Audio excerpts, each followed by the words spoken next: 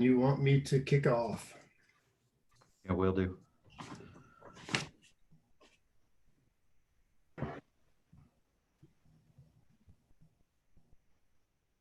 You guys just let me know when you want me.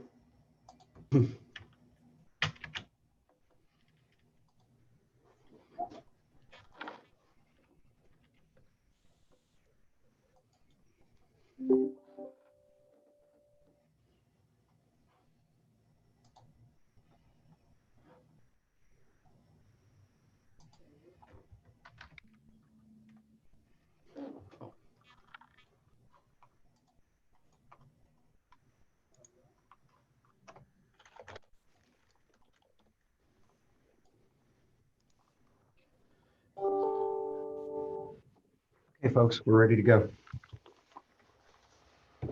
All right. So good afternoon and welcome to the City of Maitland Planning and Zoning Workshop for Thursday, September the 17th.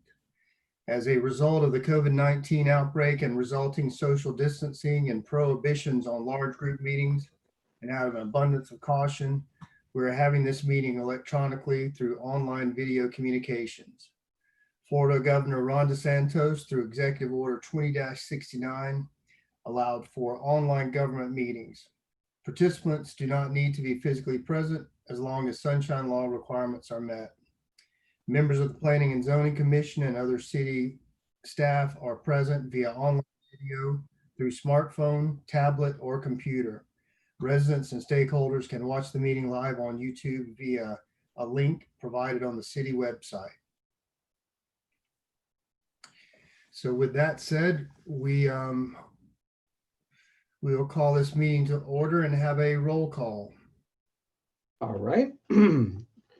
Chair Holloway. Here. Vice Chair Bennett is absent this evening for this workshop. Commissioner McIver. Here. Commissioner Jaffe. Here. Commissioner Lamb. Here. Let's see. Okay. So the first item on our agenda is the approval of the minutes. These are the minutes from September 3rd, 2020. Do we have anyone that has any comments regarding the minutes? Mr. Chair, I have a comment. It was brought to my attention, many of you might have noticed that I left off the discussion of the specialty takeout dining facility from the notes. So I'd like to suggest an amendment to the notes that are in the packet. Okay. The notes have a number 1 under discussion items, and I'd suggest we amend that to make that number 2. And as a new number 1, the subhead would be specialty takeout dining facility. And underneath it, it would read, Dan Mathis presented his ideas for a specialty takeout dining facility, and the board discussed the concept. The board agreed that staff should draft an ordinance for consideration of the commission, as well as in which districts they would be appropriate. So can we approve as noted, or do we need to wait to see it in writing, or is that? If you're comfortable with it, we can approve it as amended. Okay. If somebody would to make that motion. Okay. All right. Are there any other comments? Can we have a motion? Motion to approve with the amendment, the changes to the minutes. Thank you. You have a second? All right, we have a motion by Commissioner McIver and a second by Commissioner Lamb. Commissioner Jaffe. Oh, Jaffe, I'm sorry. You sounded similar. I had my eyes away from the screen. No, we both said it. You're good. Oh, okay. Okay. So Chair Holloway. All right. So the next item we need a vote. Sorry, I was asking for a vote. I jumped ahead. So the minutes as amended. Chair Holloway. I'm doing this wrong. Yeah, I usually vote last. I apologize. I'm good. Okay. Commissioner Lamb. Aye. Commissioner Jaffe. Aye. And Commissioner McIver. Aye. All right. Thank you. Bearing with me. I botched that roll call, but we'll get the hang of it one of these times. The next item we have on the agenda is the public period. Did we have anything provided for the public period? We didn't have anything from members of the public. Okay, so at this point, I'll close the public period. So the next item on agenda is our discussion workshop land development code update for this module. And I think we are picking up with section 4. That is correct. Chair Holloway, if you mind if I discuss a few housekeeping items before we get into that? Sure. Go ahead. This is a kind of update. I'll try to be really brief so we can spend the bulk of our time discussing the module, but just to follow up on some issues from last time. Our email saga, which is ongoing, largely unchanged. We are still 2 commissioners who do not have access to email. We are trying to, with Robert Sargent's help, we are trying to see if we can move everybody to a cloud-based Microsoft email system that would allow everyone to change their passwords and update their passwords remotely. Right now it's on our local server, and so that's why you have to be physically present on the 3rd floor or somewhere on the premises directly hooked to our network to change your passwords. So bear with us, stay tuned. We are trying to work that out. We don't know what the outcome is yet. Worst case scenario is not that bad. We'll just have to have the 2 of you who need your passwords reset actually come into the City Hall, and we'll take care of it. We will hopefully know more by 2 weeks from now. Many of you probably noticed that you were sent agenda software. We at the city are moving to a new agenda software, which is actually much better and has greater functionality than our last system. And you were probably sent a login. Robert Sargent, our public information officer, will be reaching out to you individually to help you get set up on there. What that does is it's a cloud-based agenda software. So it's really cool in that you will be able to view and make updates on your agenda packet on the cloud. So you won't have to download it. You can make comments, make marks, mark up your agenda packet, log off, log back on. The comments will still be there. They'll be preserved. Any past agendas, you can access any, you can even make notes on future meetings, and it'll all be personally available to you on the website. So that's kind of neat. And that's where Visible to us individually, or is that? Yes. What we did, we actually established the new agenda software last week as part of, we launched 3 new city websites, and we also launched the new agenda system. As part of the agenda system, you might have seen an email that came through. It was actually specifically said no reply at civicplus.com. There was only a 24-hour activation on that. So if you didn't catch that in time and go ahead and finish that registration, it expired. So what I can do is I can send out a reset password. The same email will go back out to you and allow you to log in. So basically this allows you into your board portal. So moving forward, you will actually use that to log in on any device you want to use. And within that, as Barrett had said, you can choose from different meetings, different packets, and allows you to make notes, mark up, draw all over those documents, and it saves that for you for perpetuity. So you can actually go back to those documents regardless of what meeting you're on, and provide you a paperless system of record keeping and keeping track of your meetings and the meetings that we're currently on. Once we get back into the council chambers, whenever that may be, the software also will add additional modifications within the room to make your meetings proceed a little bit easier. But as Barrett said, I'll send out a reset password for those who maybe missed it during the activation time that you had, and then also kind of help make sure you get into the board portal and answer any questions if you have any. Robert, quick follow-up question. I assume that the board can also use those iPads in the council chamber when they go back to meeting in person, or they could bring their own device, but if they want to.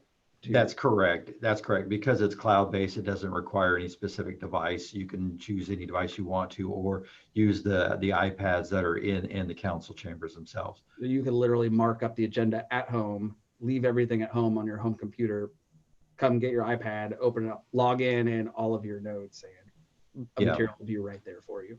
And so that actually helps for your record keeping, but it also helps me with Chapter 119 Florida Public Record Law, that anything that's taken like that is actually documented. So as an admin on the system that I am, if that infinitesimal chance that somebody actually would want to go back and request that record and stuff, we have access to it. So it just keeps the record for you as a board member, but also us as an administrator. So like if I had my notes, the only one that could access it is the administrative level. So that would, in other words, That's right. we're not seeing each other's notes. That's correct, because that would be a violation of sunshine to be able to do that in public record. So each account has your own records and your own notes kept specifically for you. So only you can see your notes and things like that. Robert, Yes. question for you. I had gotten that email, but it had come to that email actually came to my personal email account. Mhm. And so I had, just in full transparency, I deleted it because I thought it was kind of spam, to be quite honest with you. I didn't get, Oh, yeah. and it's already removed. So, so I want to make sure when you send it out, will it go back out to the personal or will it go to the city email? Right now, while the city email was kind of in limbo, we didn't know quite where it was. I sent it out to your personal account. Okay. And even though it went to your personal account, in this case, it doesn't have any type of pertinence to public record, because you're actually, any changes you do will be done within the portal that we have record on. So so while I'm sorting out and working with my IT department to get this email thing sorted out, that's what we used. Yeah. And again, I'll send that back out again to you so that you can go ahead and log in. To the personal email, correct? Yeah, that's correct. That's great. I just want to ask, the only reason I ask that is because I don't check the city email every day. So if it's got a 24-hour window, I just want to know. So if you're going to send it back out to my personal, I'll get it set up and I'll get it logged in and we'll be good to go. So thank you. Actually, while you're doing your lengthy discussions tonight, I'll go ahead and send that out while we're here. Very short. Okay. Awesome. I thought it was spam too. I'll Matt, multitask that. I thought it was spam. I've gotten burned too many times. I delete that stuff. Sorry. Yeah, I'm sorry. Like I said, I had 3 websites and agenda software launching all on the same day. I didn't realize it was going to send those out when they did. I forwarded mine to Barrett to ask if it was legitimate, and maybe it was 24 hours total. But when I went to click on the link and log in, it said that my username and password was not good, but maybe that was, I forget if it was a full 24 hours, but maybe that was the expiration of that link. Yeah, I think you were somewhere right in that deadline of when they went out. Because literally, like I said, we were launching that day and it was several hours between the point that those went out. But nonetheless, I'm going to send that a password reset out. So each of you will then get that link again and allow you to do that. Obviously, we're in a workshop mode. So whenever you get back to having a regular P&Z meeting, that's when it becomes really important, because you kind of know the documents you're doing now under the other settings where you're going to have different topics and stuff like that in a regular P&Z meeting setting. That's where we really want to get you logged in so you're able to get the documents and the background materials that are with it. But do we need to reset and come up with a new password, or are we, with what you send out, will we be able to log in with the password that we're currently using? Once I send this out, it'll allow you to set up your account. So if you have a password, or if somehow you had an account, you'll just reset it. It'll take you through the whole account setup, which is very simple and easy. It takes about a minute. Okay. And what did you say the agency or keyword that we can look for in the email? Where was it? Who is this coming from? Yeah, what you'll see is an email. It says no reply at civicplus.com.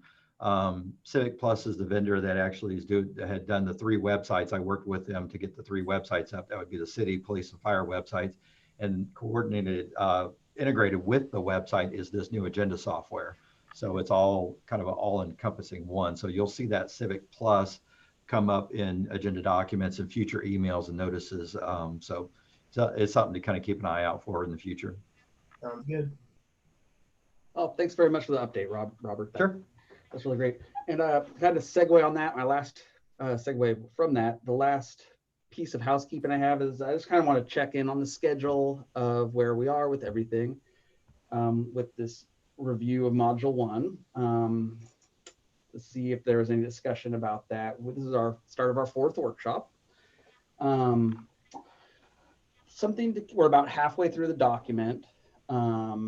We have coming up the Gem Lake Water District, who many of you saw on the first time through P&Z. That's making its way through staff review, and probably next month, almost certainly next month, that will be coming to planning and zoning. So that will be a publicly advertised meeting, and might be pretty substantive. There might be quite a bit. I don't know if we'll be back in the council chambers at that time. That is a real fluid situation. We might be moving back there. As for right now, until further notice, we're going to be still doing, even though city council is going to be meeting in person, the boards and committees, such as Planning and Zoning Commission, are going to be still doing virtual. So just keep posted on that. That's coming next month, probably, as is the specialty takeout restaurant facilities. We had a really good discussion on that last time, and staff went back and significantly revised that based on your comments. So we're really excited. We're gonna put that in ordinance format and send it back to planning and zoning next month. So that bearing in mind, we'll have to see how this goes with the review of module 1. Like I said, we're halfway done. We've done 3 workshops on it, which is about 7.5 hours to get the first 100 pages.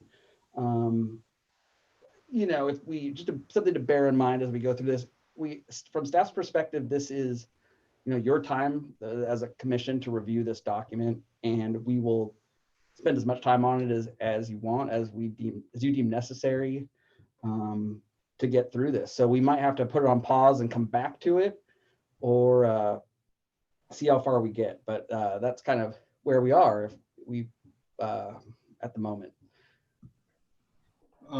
Barrett, to that point, do we have a sense, kind of, I haven't looked at the schedule, but do we have a sense of kind of where we're at from an overall schedule standpoint? I mean, I know we had kind of laid out, and I agree, we've got to do what we got to do, but, you know, do we have a kind of a game plan or set sense of how that's playing out?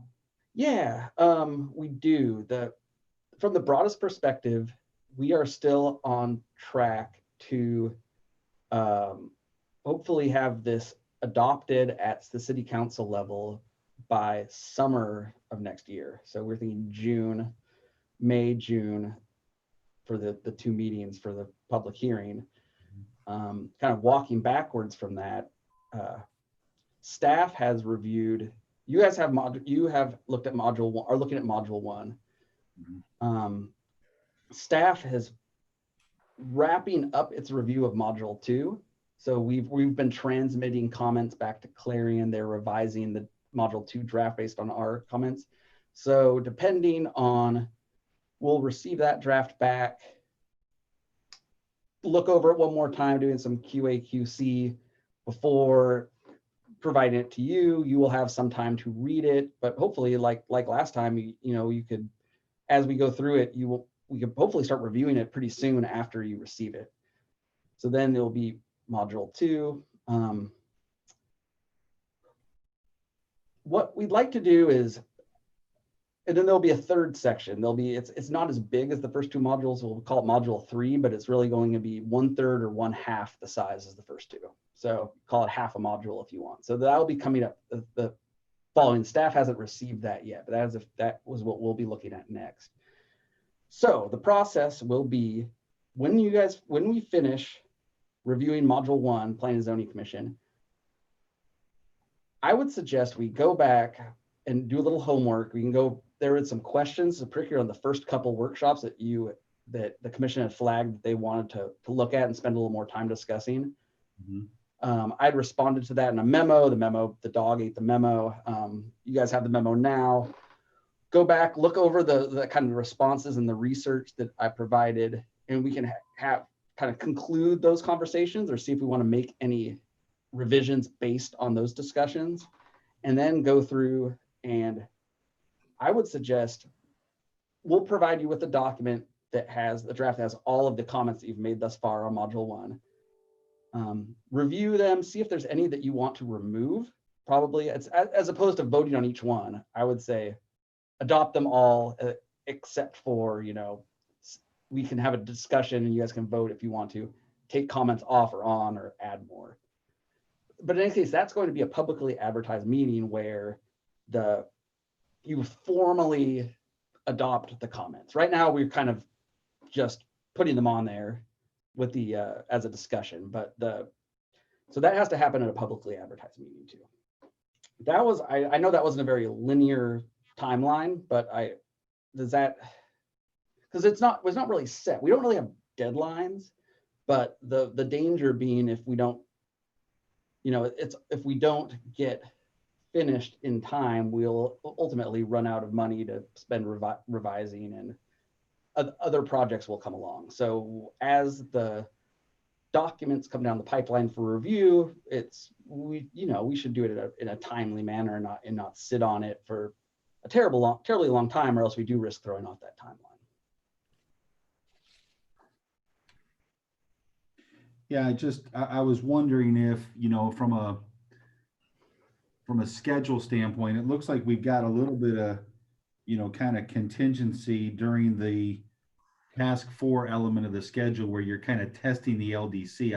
I'm assuming that's really kind of more of a staff function and maybe reporting to us on the results of that, but we could kind of continue with a review at these sorts of sessions and kind of catch up at that point. Is that a thought process there? Or? No, because we actually that's going to be testing the draft that the commission has agreed upon. So that really comes after stage 3. So we can't really put off any stage 3 tasks until stage 4, because now what you can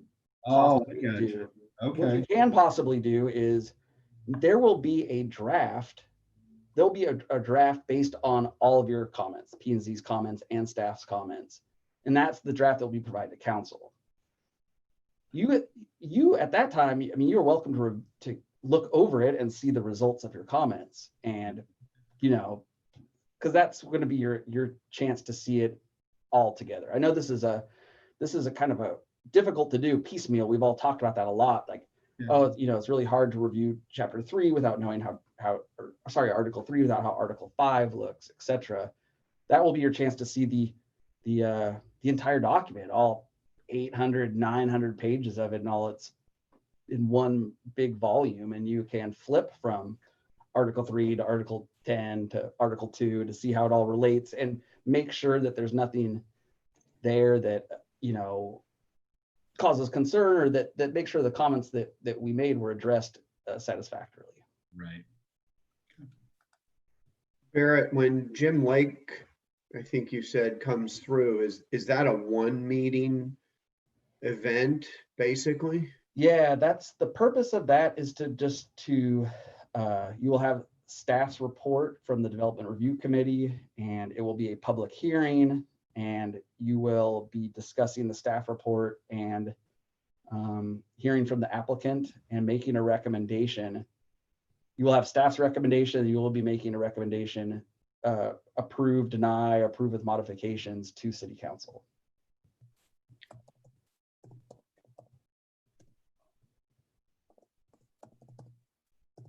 Seems like a lot in one night, but I guess that's typical. It might be, it is typical, and that's I wouldn't be surprised if it went a few hours, but yep. That will hopefully be one. Hopefully will not be. I wouldn't recommend that we workshop the land development code at the same meeting. It's gonna be a big task. It's a fairly substantial project. So I guess that's my point. Is there anything? We'll know when we get closer, but is there anything we should do in advance of that meeting so we're more educated than taking it all in for the first time that night? No, we'll make sure, and planning and zoning, the commissioners have said this before, when we have, in fact, it might have been this exact same case. We'll get you that information in as early as possible so you can have as much time to review it, and we'll do briefings individually with each of you before that meeting. So to get you as prepared as possible. But I think we can, if we use our time effectively, I do think we can get through it in one night. We've done it before. Is if everybody's prepared and we're ready to cut to the critical issues and stick to those. That would be my suggestion. But yeah, that's a great point. We'll make sure that all those documents are available to you as absolutely as soon as possible. It'll be more than 1 week ahead of time. Alrighty, so are we ready to start walking through section 4? Yeah, absolutely. I can share the screen. Oh, host disabled participant screen sharing. If Robert can help us with screen sharing. What happened? It says host has disabled participant screen sharing. Oh, Can you, is that Dan Mathis again? We made you the host, so if you could make it so I can share a screen, at least that would be. You should be able to as a co-host. You don't see the share screen icon at the bottom of your screen. Yeah, when I do, it tells me the host has disabled participant screen sharing. Nope, now I can. Okay. Okay. Thank you. Sure. Can everybody see the top of Article 4? Yes. Yes. Okay, great. This is the start of Article 4. Just to recap what we talked about last time, the suggestion was that we go through section 4.1, talk about the general provisions, kind of the structure of it. And before we get into the table, skip to the discussion of the classifications. So if everyone's okay with that, that's how we'll proceed. Yeah, and I think what I was thinking we would do is there may be just, and again, not trying to identify the, are the Ps and whatever appropriate, but it may be worth us just walking through the table, because when I was looking through the format, there were some questions I have, I think that'll help us. So I may walk us through those tables, not to try to identify the Ps, but there were some abbreviations and things I had question marks on, and some others may have as well. Okay. I think we went through 4.1, but I'll walk us through again. Does anybody have anything on 4.1? Before that form?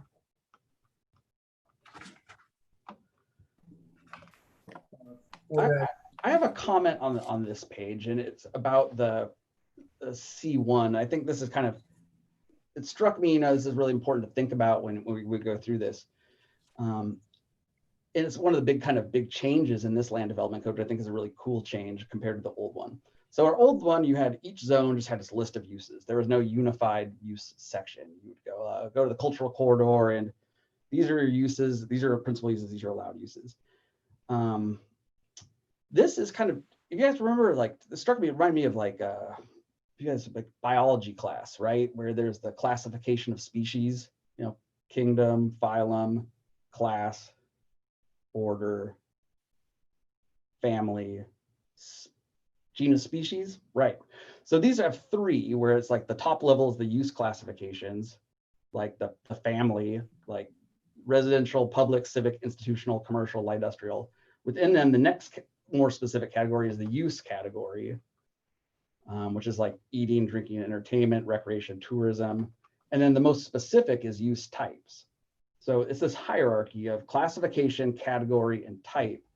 And why this is really useful is when we're implementing the code and somebody walks through the door and says, hey, I've got a pigeon racing facility. We're like, does our code cover something like that? We can use this classification system to see if it fits something existing, and if it's so, what is most similar to. In the same way that a biologist would try to classify a new species that they discover. They can say, is this close enough to this that it's really a new use, or is it just similar enough that we can consider it this use. So that's, I think, helpful to think about. So even though we're talking about types a lot of the times, the most specific level, these are all kind of have categories and families that they live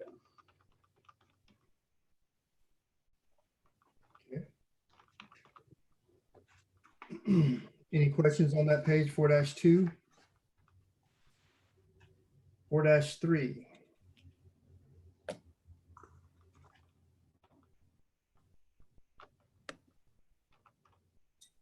All right. So 4-5 is the next page. So I have the general questions on in looking at the designation, the MX, is that why is that different than on the future map? It's R-MX. Is there a difference? No, that name changed during the staff review. Originally, it was RMX, but then we realized that it was actually more of a mixed use district than a residential mixed use district. So that's a good example. It kind of it was reclassified from residential district to mixed use district, so it's lost as R. The map we made prior to that revision. So yeah, okay. But the short answer is you should treat those as exactly the same thing. RMX is like an older name. Okay, so when the final map comes out, it'll just be MX. If it doesn't change between now and then, yeah. Right. Similarly, Kathleen pointed out last time that the west side also has, the WS. I think that also has a different abbreviation on the map too. But I think it's slightly different. But yeah, there might be some slight differences as things get tweaked and evolve over time. Yeah. And then on the WS, just for my curiosity, the NM and the RT. Yeah, I think those are West Side New Market and West Side RT.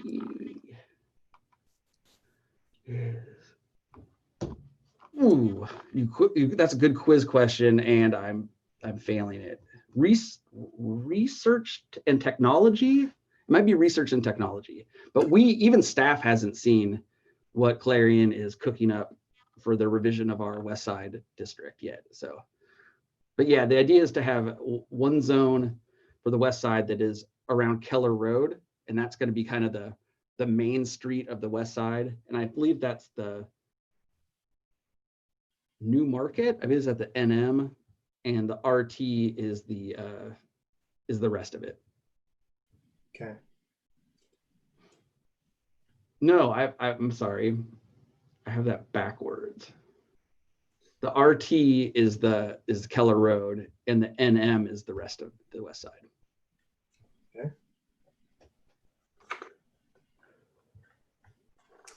Anybody else have any just general questions about 4-5? I take that back one more time, sorry. As I'm looking at that, you'll notice that nothing is filled in on the RT column. So we haven't even distinguished, we haven't even had that discussion yet because we don't know the parameters of what of these two districts are. So if you see the WSRT, I believe, correct me if I'm wrong, that's completely blank except for some reason there's a P in there, but let's just not get too hung up on the difference between those because staff nor P&Z have reviewed that yet. So let's kind of just treat the WS as the West Side. So, and remind me again, will we have the definition of those, the WS information? What's the timetable on that? That's coming in module 3. Okay.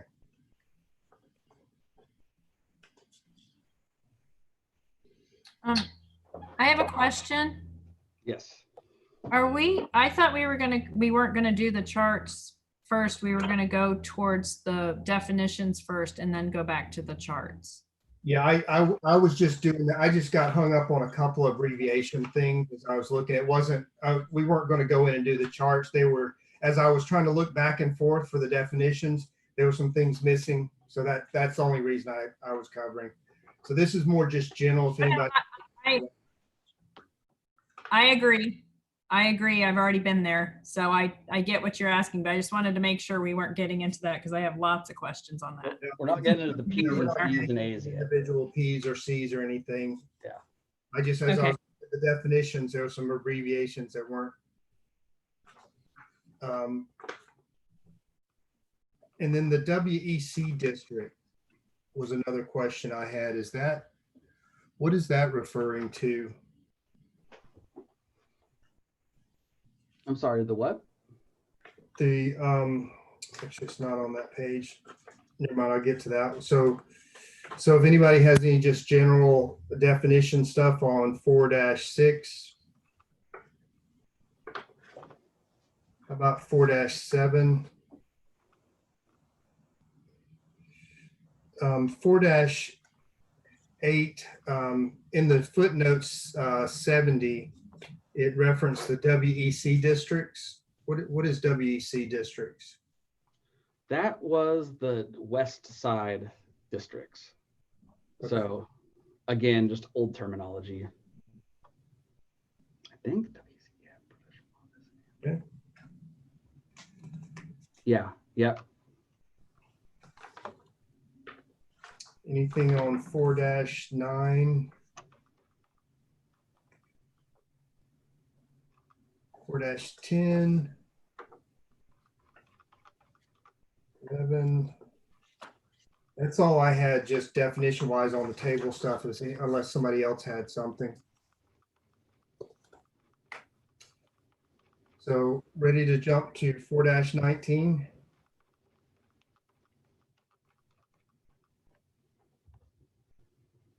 Any comments there or questions?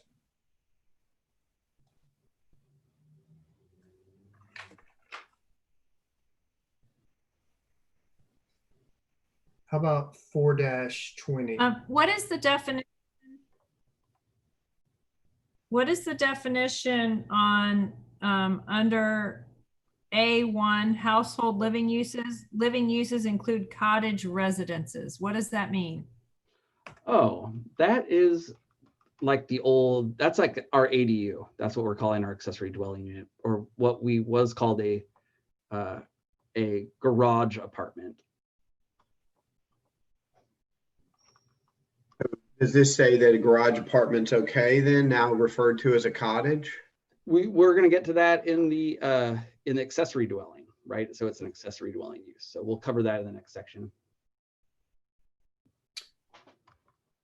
But to Kathleen's point, it says living uses include cottage residences.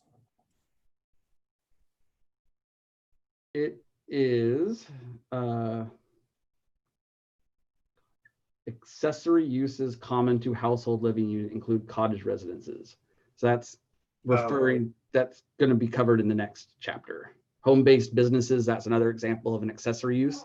That's and you kind of want to reference that because almost by definition, accessory uses, they have to be customarily within kind of naturally go with a primary use. So this is just referencing accessory uses that are commonly found with these principal uses.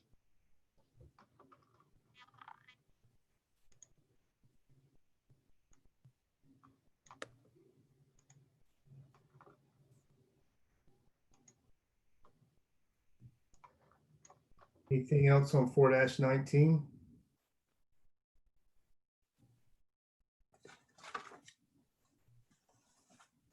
How about 4-20? I had a question on 420 about the term custodian. So slide back up, the dwelling unit within professional office building for owner or custodian. Mm-hmm. And why specific to custodian? Or I guess what jumped out at me is you sort of set people up to beat the system. Are we saying they're allowed some sort of livable unit? Yeah, a single A unit for basically their, if you want to call it their owner or their designee, but it's the idea that it's somebody who's there taking care of the building for 24 hours on premises. But if I have again, do we want, if we're going to allow this as some sort of way to, I think Dan talked about this in the last meeting about trying to increase our density. And I get making sure that it's, well, how do we control that? We're saying we allow somebody, but should we be specifically calling out the custodian as a particular term? That's all. I think that the concept is that it's not for market rent, right? It's not a market rate apartment that you could tack on to your commercial professional office, right? It's the idea is that it's either the owner of the building or their designee who's but if we like the idea, we'll never have control over whether or not we don't have that type of policing. Sure. I think the idea is that people often have that or request that, and we just kind of want to define it. But is your concern that we should not allow that at all, or that it should? No, I agree with it. I think it allows for some, allows me to for an owner to have, I guess what you're saying is some sort of apartment attached to their office. I'm okay with it. I just didn't know if we should get that granular. Well, it's kind of part of the it's related to a live work dwelling, I guess. It's on that continuum, kind of on the far end of that continuum, right? Yeah. And I'm absolutely fine. It jumped out at me. And if no one else thinks that there's anything about that, I'm totally good. Yeah, I'm interpreting the custodian is that, if somebody owns the building, they feel like they need to have somebody in residence there, they could have, they could hire somebody to do that as opposed to themselves. You're right. Yeah, we're just generally saying we're okay with that being a unit that will be lived in, and we'll never get into, checking their credentials for what their job is or. Correct. It's often a security guard or a caretaker, right? Yeah. And again, we're not getting into where it's allowed yet. We're just saying that this is what it is, Yeah. Okay, we can move on. But see, going back to what Glenn was just saying, there's no real definition of custodian. It just says it's a new definition of what that is. And I don't know, are we opening ourselves up to something under, again, getting into group living and all of that, because, I'm not sure it differentiates itself enough from that.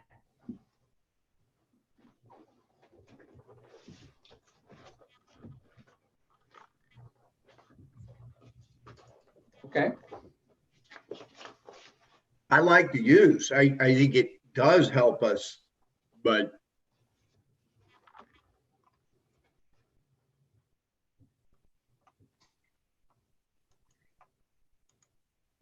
Are you concerned about the word definition not being enough? Or, I mean, the dictionary definition, a person who has responsibility for or looks after something. So, I mean, it's basically saying there, if you're going to have somebody living there, they're in the responsible charge of keeping up with that building. So they have a purpose.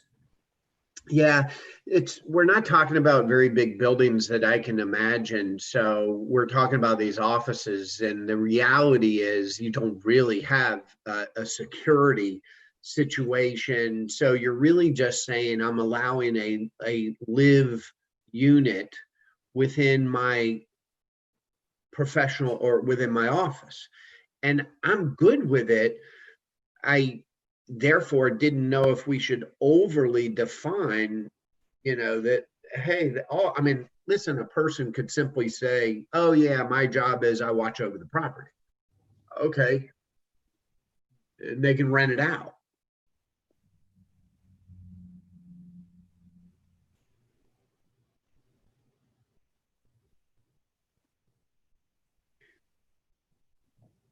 I mean, I like the fact that it says a single housing unit for one housekeeping unit. Like it does. I mean,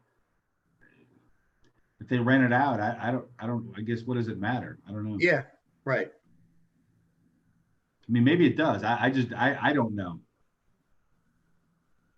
Do we want to define it as someone that has to be on the payroll or a No, consultant? No. Okay.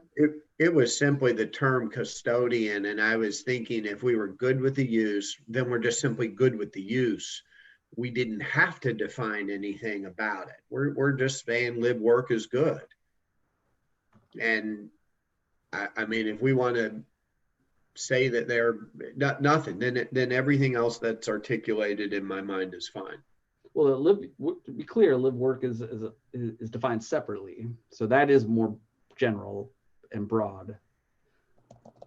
But okay, the professional office building can have a live unit. That's what we're saying, correct?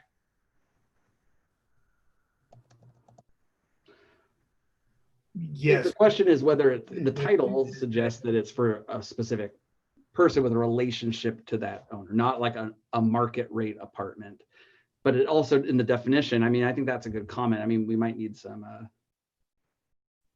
clarification on that about whether, because you can interpret it one of two ways. You can interpret it like Glenn's saying and say it's just an apartment attached to an office building, or somebody who is more conservative or more narrow interpretation of that could point to, well, no, it's only the owner or the custodian. A custodian is someone who takes care of the building. And right now, I think it doesn't provide adequate clarity. So because it may be intended one way for the first 20 years, and then all of a sudden there's some turnover of the building. There's one on Horatio right before you turn into Publix. They have some sort of garage apartment behind the office. It's for sale right now. And again, I don't want to get hung up on it. Your point of clarity is maybe just enough, and that's all. Because one day that property will turn over in the situation that I had somebody living there. The next guy says, oh, I just simply have an apartment. I can rent it out. And we're good with that, is what we're saying. Well, I think what we're saying here is that your point's well taken, that we can't control what happens 20 years down the road. But if this is the allowed use, that it can't really be a mixed use product, because that's defined separately. This is really it can't really be a market rate apartment, because then then you're definitely dealing with like a live work dwelling, or it's a mixed use product, right?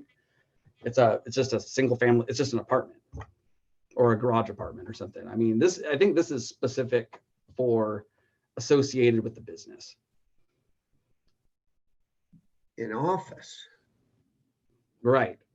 Correct. I mean, I'm just running around the city in my mind trying to imagine a professional office with an apartment in it.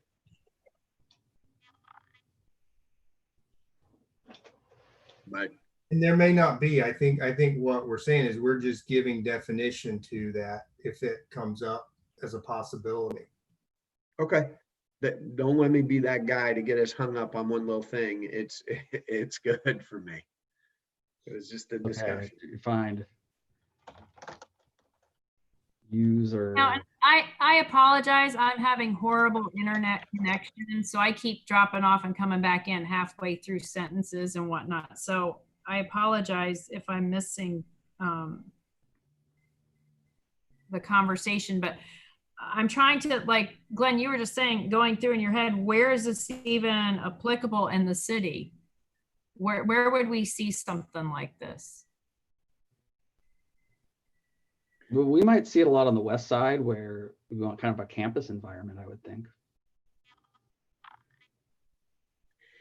Different than live work.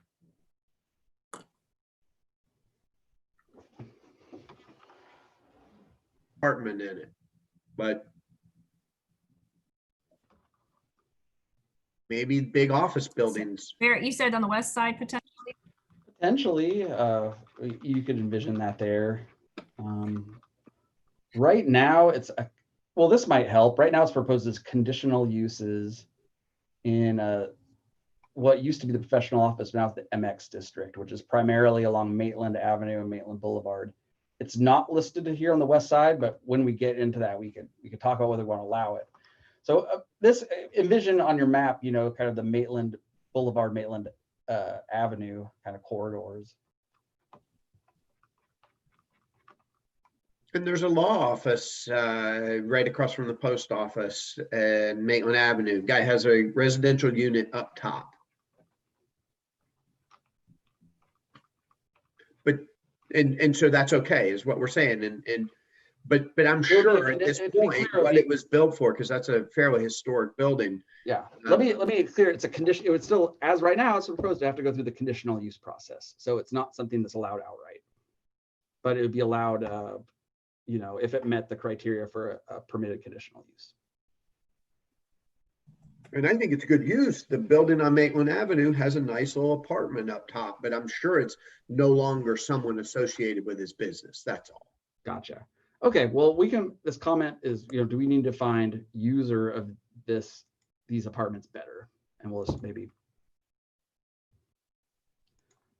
if we have an epiphany between now and when we adopt these, we could, you know, move this on, or maybe we get some clarification.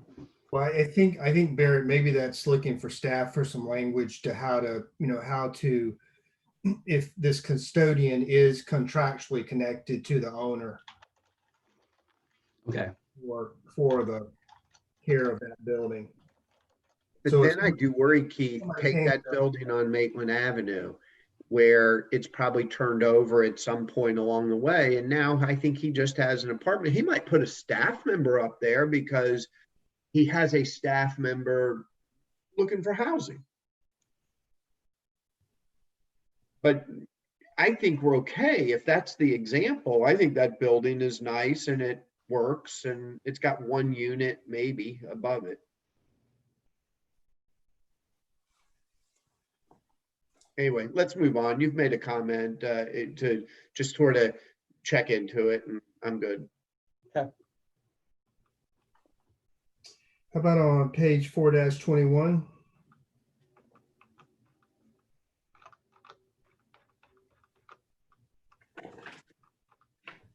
Oh, I want to go back to 420 again. I apologize. I keep dropping in and out, so I'm just missing whole conversations. This is very frustrating. I'm sorry. As far as this group living, are these facility, you know, whether it's facilities or whatnot, since people are living in them and they are considered, you know, that is their main residence, are these is this a residential use because this is their permanent residence? It's to answer that, it's a bit of a hybrid. It's not a household living, but it's more kind of institutional living. So it has aspects of institutional buildings as well. From the building code is concerned, a lot of these have to meet building, commercial building code. They have workers reporting to work there. So it is residential in that you have full-time permanent residents for longer than 30 days, but it's not necessarily the same as a multifamily apartment. So that's why it gets its own category.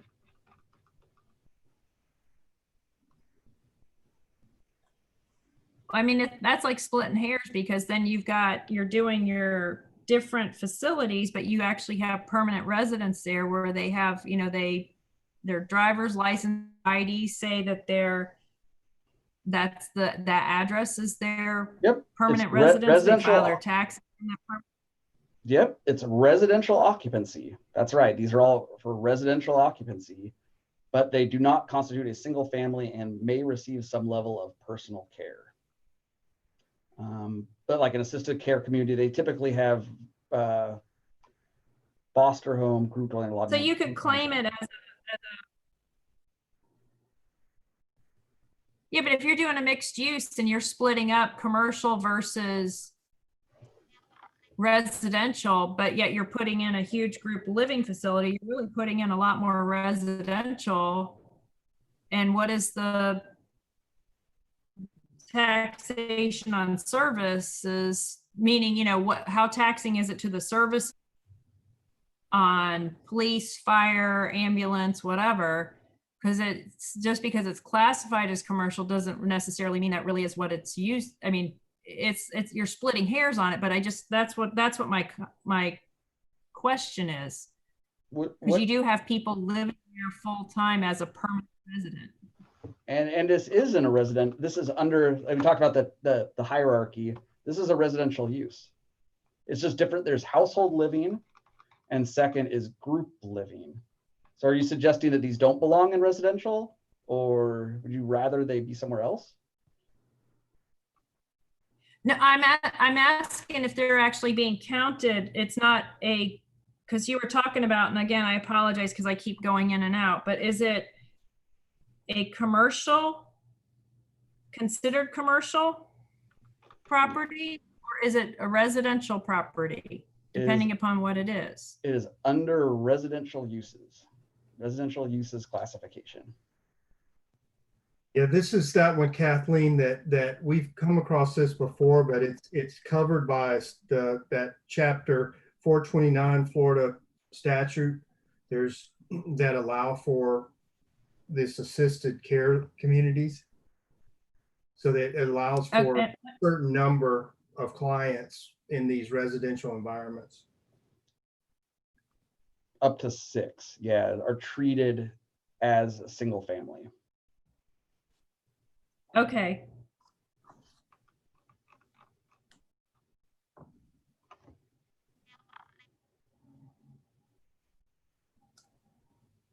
Yeah, I think we've gone over these a couple times in other PNC meetings, and it's like every time we try to look at those, we still get hit that it's a state statute and there's not much we can affect with it, as I understand it, Barrett.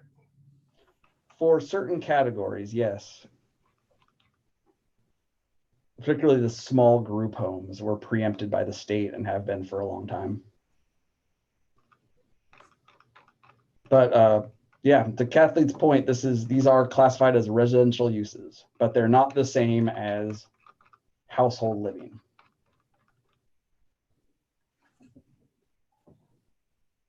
But I guess then that makes my point, because if they're there permanently and they're there for more than 30 days or, a year or whatnot, and it's their permanent resident,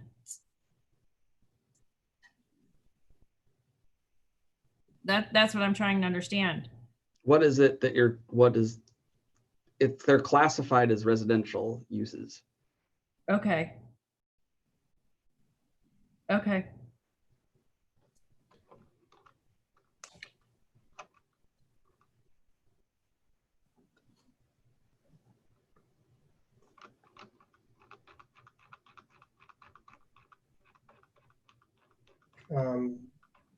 So 4-21.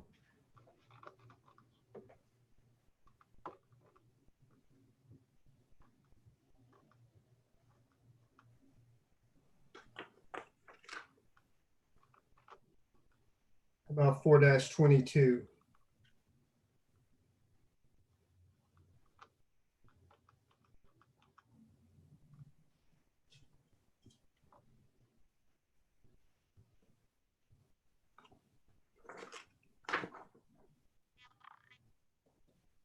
4-23.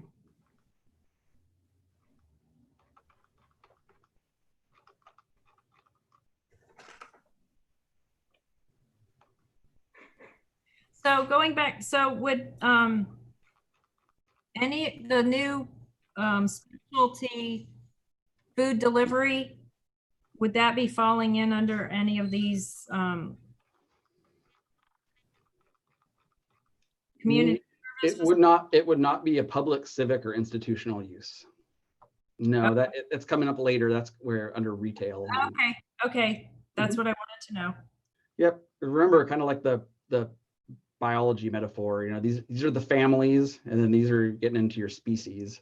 So we're still in the public, civic, and institutional use family. Okay, thank you. Mhm.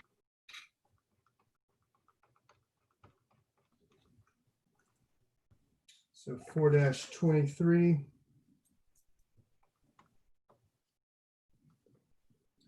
About 4-24.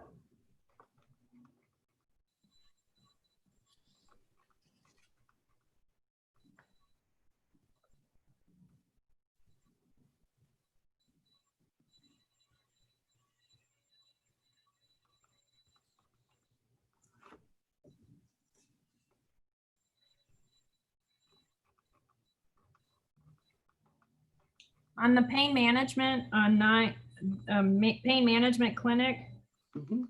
it says see the definition in section 9. Is this one of these sections that's to be coming towards us? Sorry, which page? Hey, on 424, are we there yet? Oh, sorry, I passed it.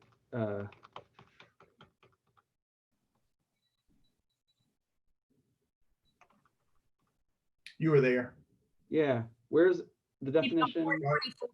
There you are, right there. The pain management clinic. No, that's a different part of the city. That's covered in a different part of the city code, actually. So that's in Muni code right now, and that's not in the land development code. Oddly enough, pain management clinics are regulated elsewhere in the city code.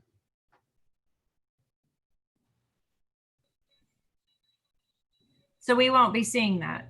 Correct. That's it, but you can look it up. We can look it up online if you want. I'm kind of thinking that it's like it's also defined by Florida statutes.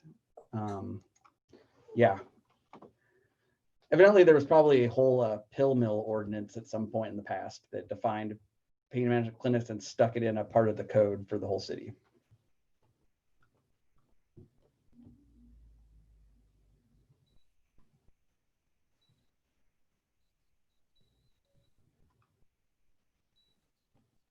Okay, because there's no definition of it, and I mean that, you know, and I understand what you're saying. And I agree, it's probably regulated by the state, but I just was curious as to, because there was no definition, even in the footnotes, it doesn't.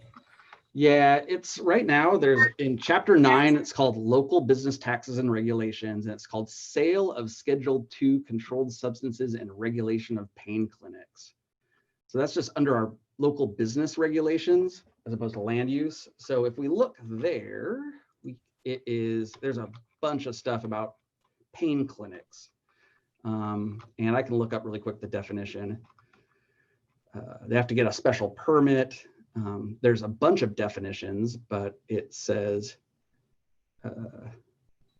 pain management clinic means a medical clinic that advertises in any form of media for any type of pain management services and or employs one or more physicians who are primarily engaged in the treatment of pain. Expressly exempted from this definition are hospitals, nursing homes, ambulatory surgical care centers, hospice or immediate care facilities for the disabled, and clinics, which are affiliated with an accredited medical school at which training is provided for medical students, residents, and or fellows. Again, it appears at some point people wanted to strictly regulate these sort of opiate dispensing businesses. And so there's a whole section of that in the business regulations of the city ordinance, which are not a part of the land code. So we're just basically saying, you know, if you're one of these things, then you follow these business regulations. And they're defined. We don't want to define it separately. We want it to basically match what's already in the city code. That's the thought there. I'm sorry, I should have dragged this over here so you could read it out. It would be much easier. So this is the existing city code.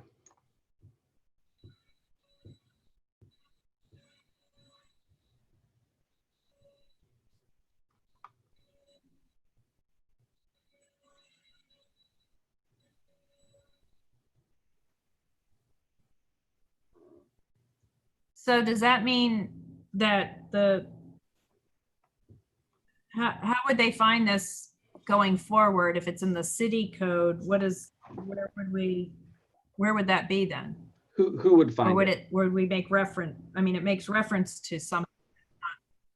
Yep, it makes reference to the city code is still going to be the code of ordinances for the city of Maitland. It's not going anywhere, but we're also not taking all of chapter 9, which is the business taxes and regulations, and putting them in the land development code. They stay in the city code with Okay. lots of other stuff. Okay. So we just want to make that reference because we didn't want to inadvertently change our definition and realize that that's not there. So. Okay. That clarifies it. Thank you. Oh, you're welcome. About 4-20.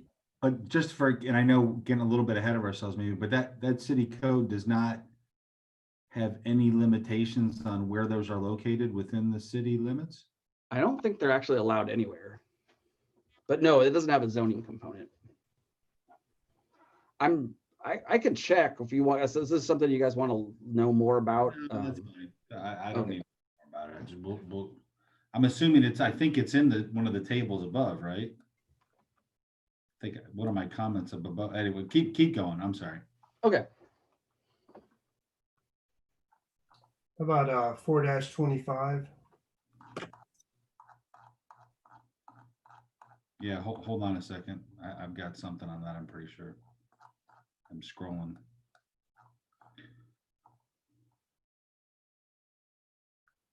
So kind of the community garden, park community, park neighborhood. The community garden says it's specifically a public facility, but the others are kind of silent to that. Is that intentional? My understanding is that this matches the definition what's in our Parks and Recreation Master Plan. That this is But is that a right? hierarchy of parks. Mhm. I'm not positive on that, but that's my recollection. Is that's language was matches up with that, and that was kind of done through that master plan process. Would you, if you want, we can follow up and make sure that's the case. Yeah, I mean, I might be interested in getting the consultants, Clarion's input on that, just to make sure. And I don't know that there'd be any reason. I'm just kind of thinking around, different options or maybe it's fine the way it is. I don't know. It kind of struck me as I was kind of reading through it, why that one specifically referred to it as a public facility, but the others were silent to it. I guess to distinguish between a private garden, right? Or like even. But why not distinguish between a private park?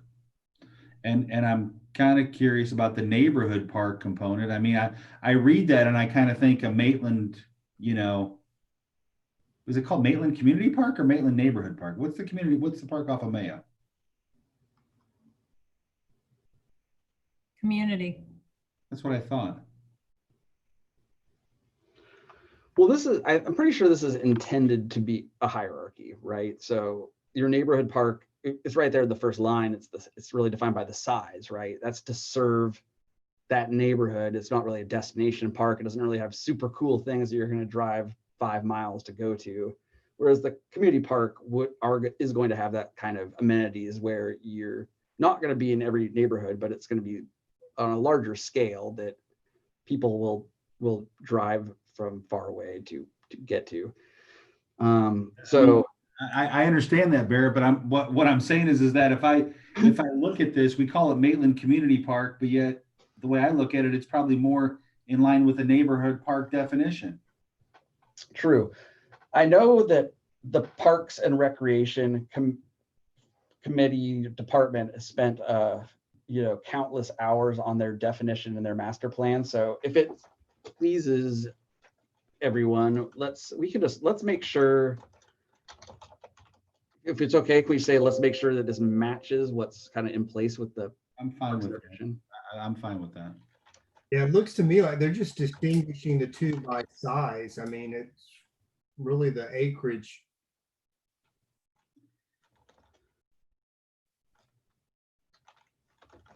Well, I mean, that's one, but there's a whole list of things that are in one that aren't in the others.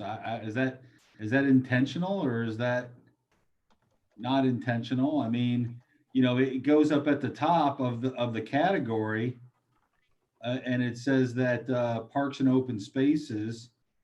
It says under that, this is on page 424. It said this use category does not include athletics fields, but yet then when you get down to park community, it specifically says that you can have baseball diamonds. Is that not an athletic field? Sounds like it to me. Yep. I think that's another comment.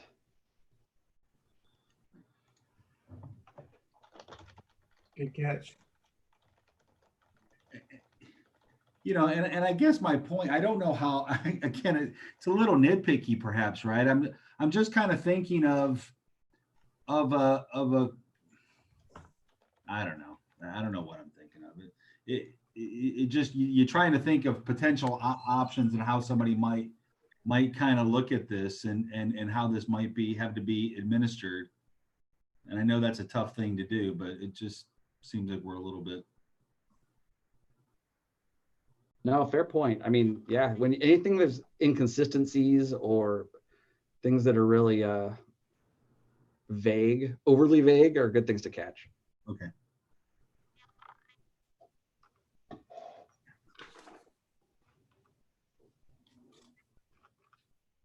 Anything else on 4-25?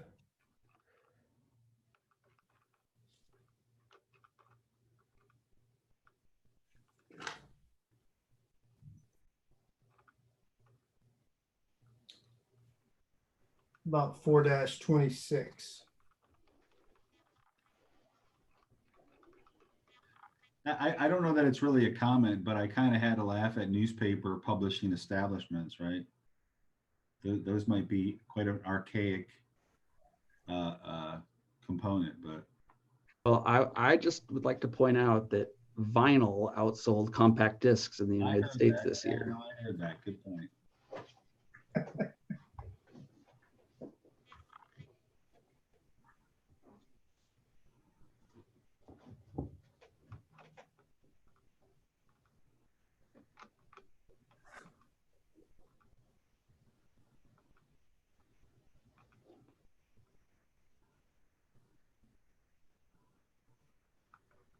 About 4-27.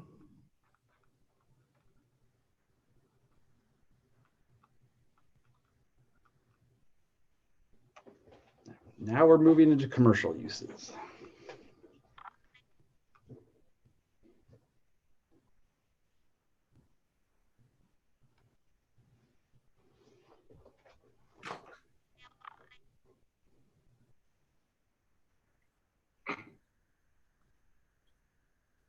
Uh, 4-28.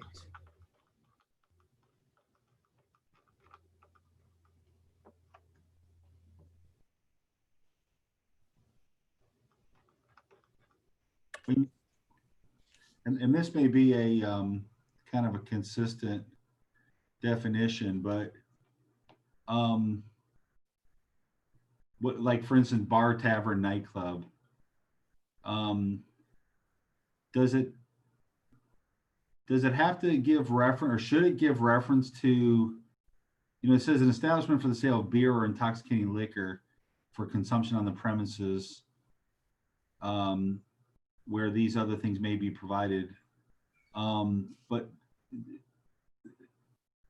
it wouldn't include food, right? I mean, I guess maybe that you have the limited service and eating where you say food and or drink, but you don't exclude food from the bar tavern. I guess that would inherently be the differentiator. Is that correct? Between a bar, tavern, and A limited service eating and drinking establishment, I guess. I mean, I guess my question is does whether or not they sell food and have music, dancing, or other entertainment, it doesn't, you're right, it doesn't mention food. I don't think there's a special category for that, right? I mean, I think you're either a restaurant. At a certain point, you go from being a restaurant that serves alcohol and can have live entertainment, or you're a bar, tavern, and nightclub. I don't think that certainly doesn't prohibit you from serving food. So I guess, is it what makes it a bar, tavern, nightclub relative different from a restaurant that has music, dancing, or other entertainment? My understanding is that it is about the percentage of sales. It's a different licensure from the state, and if it's less than 50% food, then it's a bar, tavern, or nightclub. If it's greater than 50%, it's a restaurant. So if a restaurant, if their proceeds shift below 50%, they've got a problem because they're no longer a restaurant. I believe that's the kind of the magic. And I get that. And so my question then becomes, if you scroll down to the next page, under restaurant sit down, should there be anything in there that defines the ability to have live entertainment? No, that might be a good idea. No, I mean, it's not within the city, but I'm thinking like New Standard over there in Ravadash. You know, I mean, that they've got some great entertainment. In fact, quite honestly, they're pretty well set up for an entertainment venue. But I wouldn't call that a bar or a nightclub. Sure. You know, so I just don't, I mean, but I like it. I mean, it's a great venue. It'd be a great, type of thing, but. And right now we do allow live entertainment in our restaurants, but we could make that explicit. I think that's probably a good thing. I think we should to some extent, or make sure that there's not the need to have a difference if that is in fact the case. So. Okay.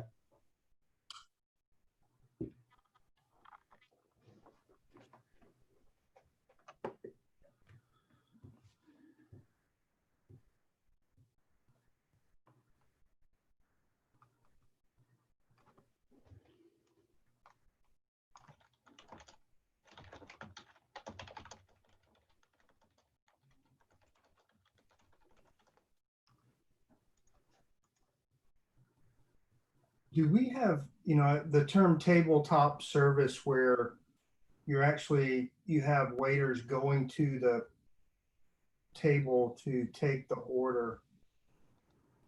I don't see we distinguish that anywhere. I mean, I see that in the definitions here, we talk about employees take orders and serve patrons, but could that be the same as going up to the cash register and putting your order in? And I don't think it distinguishes. No, I think that's this is more about the dine in, I think, aspect of it, right? It's the primarily consumed at tables within the principal building. I don't think we could say that it should if you want to, but I don't think there's any point where we distinguish between counter ordering or waiter ordering. Yeah, I'm just asking if is that a priority to us to sort of distinguish that? And I bring it up because when I was working there in downtown or in Winter Park off Park Avenue, I know that was a distinction. They were trying to protect those tabletop service, and a lot of restaurants started coming in that were skirting that rule because they were, having people go to the cash register, order, and then go then staff would deliver to the table. So it's just curious if that's something that is important to the city of Maitland. But even the more fast casual that we brought up and discussed, and BurgerFi is one of those restaurants you go up to the counter. Tijuana Flats is another one that you go up and order. So are we afraid of those? Yeah, that's what I'm asking. I'm not making I just know that was something they went through. Even Medici Pizza is one you go up to the counter and order and go sit down. And they serve beer and wine and have music. My question is on that takeout delivery only, the Mhm. drive-through service may be allowed as an accessory use. Is that saying we're going to allow drive-throughs now in Maitland? Or is that? Drive-throughs are allowed currently outside of downtown. And that's, you'll see that when we get to the accessory use section. Drive-throughs, food drive-throughs are an accessory use. So the answer, I guess, is drive-through services sometimes. And Kathleen, also to your point, this is exactly where we would plug in the That was my next question. specialty takeout. Yep, this is the species that it lives next to.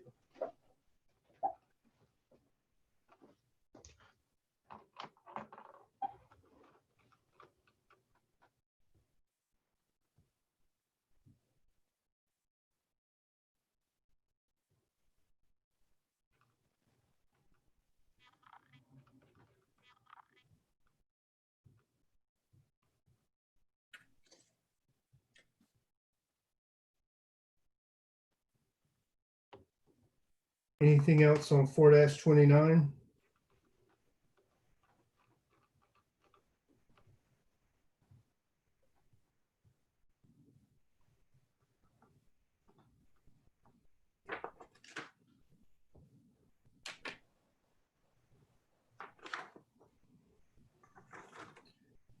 How about 4-30? So in the first paragraph on 4-30, it just struck me as funny is that that last sentence is talking about accessory uses may include use intended to serve the daily needs of office employees, such as restaurants, coffee shops, newspapers, or candy stands. I just thought the candy stand caught me as interesting. Is this like directly from like the 1950s? Yeah, yeah. Well, to Matt's point, that's newspapers also. Yeah. Do we perhaps need a more contemporary examples of accessory uses? Notice it doesn't say shoe shine stands, which would also be a classic accessory use from 50 years ago. Yeah, we still have that downtown. Oh yeah, okay.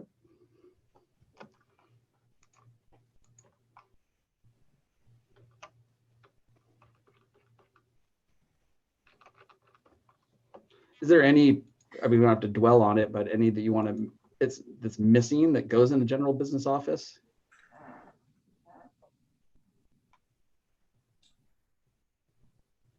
I'm not for me. I think it's giving examples. It's not limiting. Right.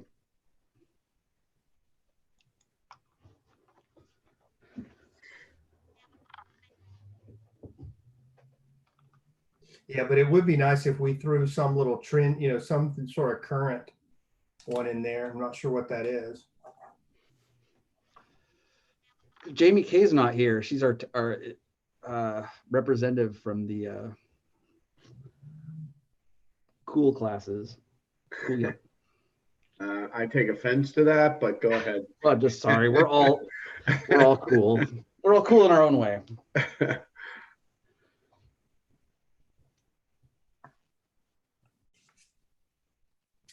How about 4-31?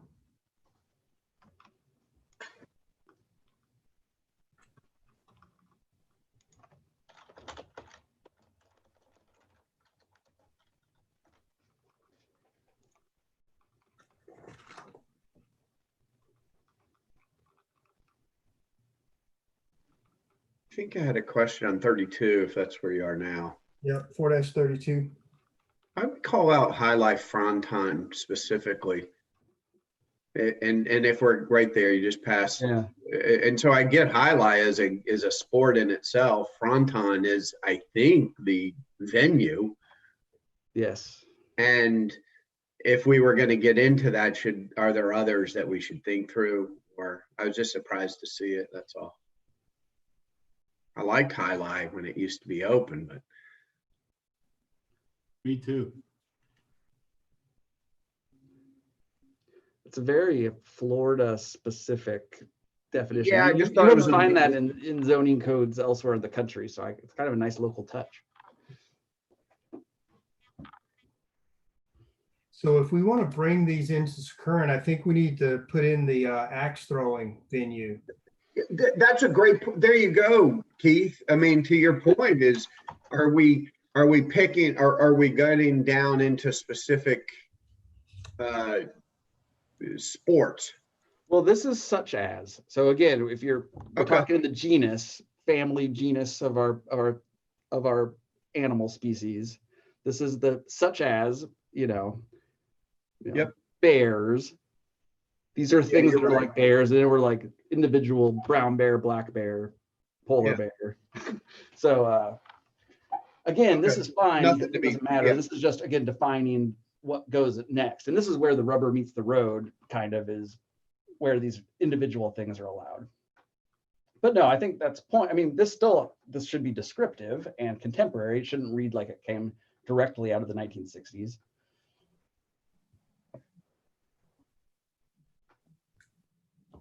But use types include, that's like the key word, right? If it's on this list, then it's definitely an indoor recreation facility. But okay. Yeah. So if you say if you want to add axe throwing to the list, I mean, I think that's a good example of one that is. Hey, at least it would bring some current activity in here. Yeah. Right, even skating, I'm not sure is right. Roller skating versus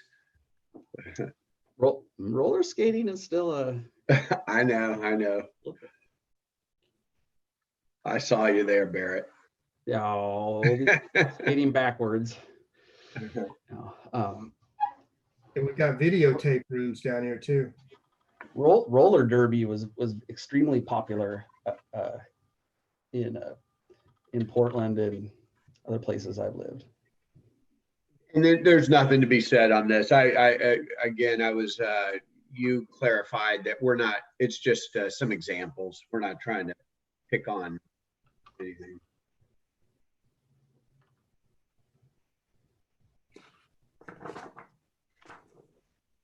Anything on 4-33?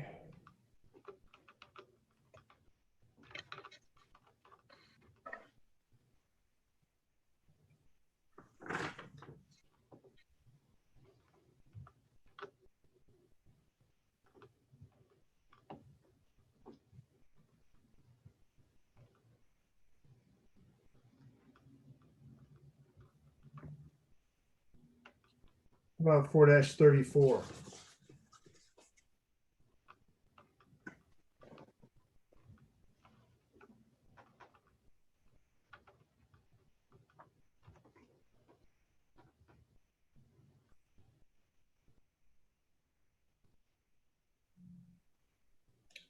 -35.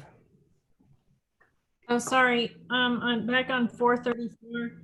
Again, is that something coming to us, short-term rental unit? That It is says see definition in section 10.3. that's something you have. That's in the after Article 4. That's coming up. That's in your module 1. Okay.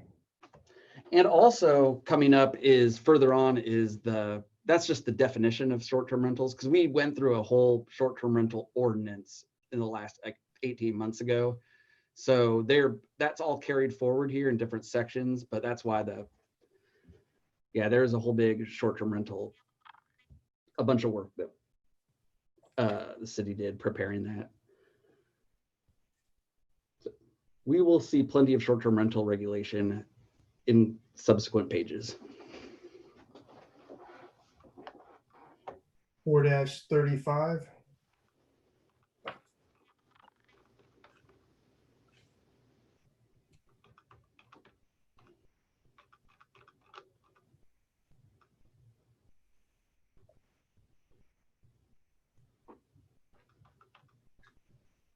How about 4-36? So I have one comment on 4-36, the under home building and garden supply store. In that first sentence, I don't know why it says an establishment primarily engaged in the retail sale of a general line of new home repair and improvement materials. I mean, shouldn't it just be a general line of home repair and improvements? I mean, it's not just for new homes. I think you're absolutely One, right. would that not be for not for new homes, but I'm imagining used toilets and bathtubs and you know, some of the for example, you know, architectural salvage, doorknobs, old doorknobs, the Habitat for Humanity Restore. They have a lot of home repair and improvement materials and supplies, but they're not new. So I guess that would maybe that's maybe the intent, I think. But whether we should just And I agree, that's probably what they meant, but I would just have them reword that better. Well, because I think, again, to your point, Keith, I think it's adjectives, it's called in the Winter Park Village. I think those are used or I know my wife likes going. I think that's there are places that repurpose stuff. So I think it's a good catch that it's not necessarily new home repair. I mean, my home's not new. Yeah, mine's not new. Okay, duly noted. Adjectives is pretty cool. I like it too.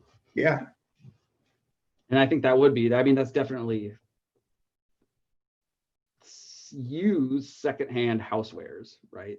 So Yeah. I think that, I don't know if then that would fall into a different category of like antique shop, right? So I think that is to distinguish between, I think adjectives, for example, would be an establishment sells such as furniture, housewares, and decorations, which have value and significance because of factors such as age, rarity, as science said to me. Sometimes we have to rely on, you know, what the market will bear, and in some place like that Habitat, you know, place you mentioned, it just would never make it here. Oh yeah, no, sure. And that's just my example of Yep. there was like Hippo Hardware in Portland in the inner southeast. It was a really cool store because you could find like any doorknob you wanted from like last 100 years, but it was, you know, it was used stuff, you know. It wasn't Home Depot or Lowe's, right? It was you know, different, I guess. Yep. Yeah. Anyway, not to belabor the point, but I think that's fine. We can reword it so that it's not exclusively, it's not worded like new home repair. Yeah, I think if you go to page 435 under the automobile parts store, it specifically says an establishment that sells new parts for automobiles, such as da, da, da, da. Yeah. I think that's kind of what we're trying to say. Yeah, so maybe that's what it's general line of new materials for home repair. Right.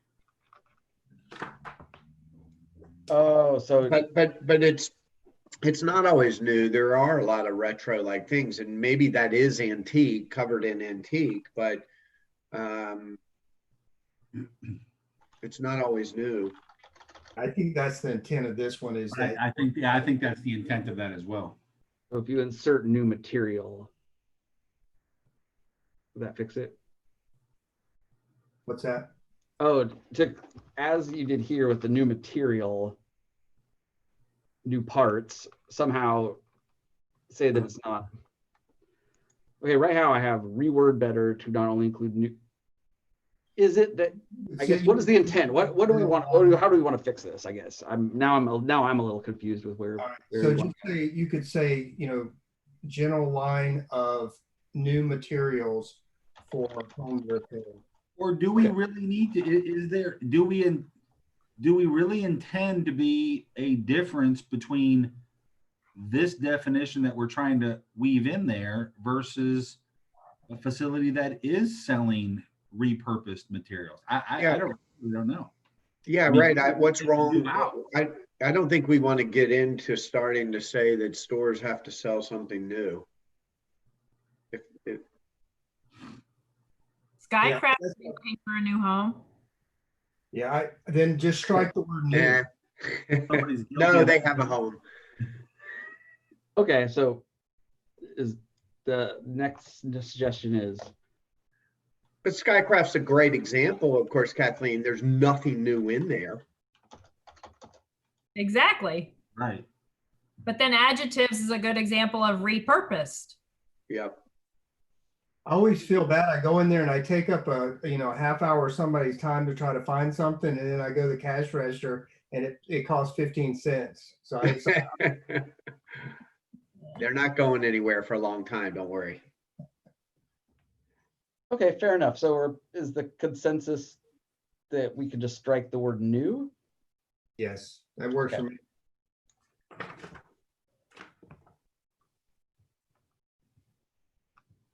How about page 4-37?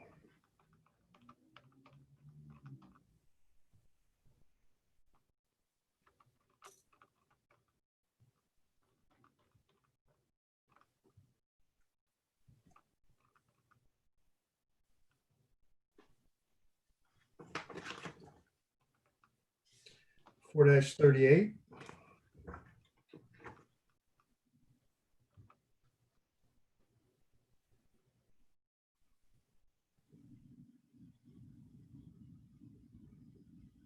Sorry, to go backwards, one thing about under the drugstore pharmacy, didn't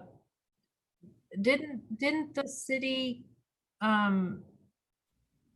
do something about medical marijuana treatment? That's that's correct. What the state did was pass a law. This has been now a year and a half ago, so I'm going off memory. Is that they said cities have to regulate marijuana dispensaries the same way they regulate drugstores and pharmacies. So to comply with that, Maitland went through and painstakingly adjusted the way we treat drugstore pharmacies so that it became a conditional use and there was separation requirements. And you'll get into that when we get into the use specific standards. But yeah, you're absolutely right. This was recently revised to account for medical marijuana dispensaries, and that was at the prompting of the state legislature, or required by. Okay. Okay, thank you.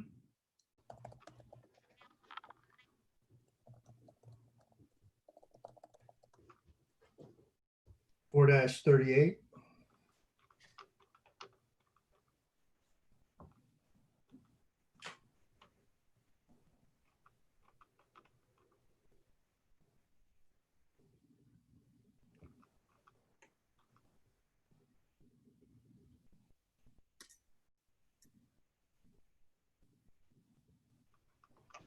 About 4-39.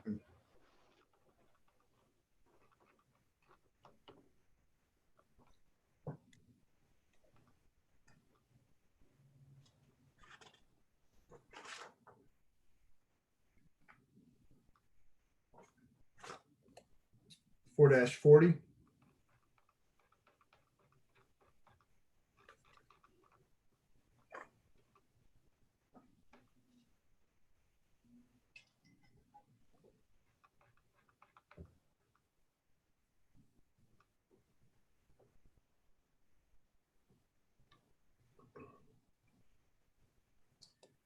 How about 4-41?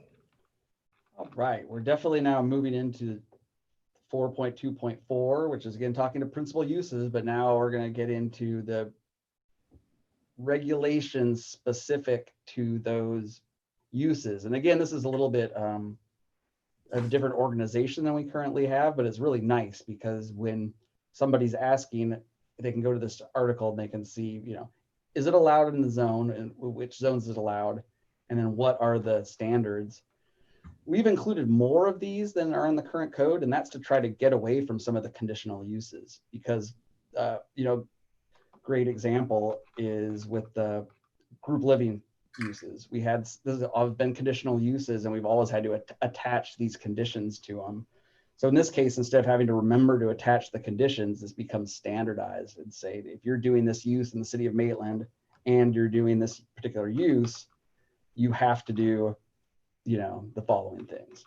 So anyway, that's just my introduction as to kind of what we're dealing with here. And it's going to be the same order. We're going through all the classifications again.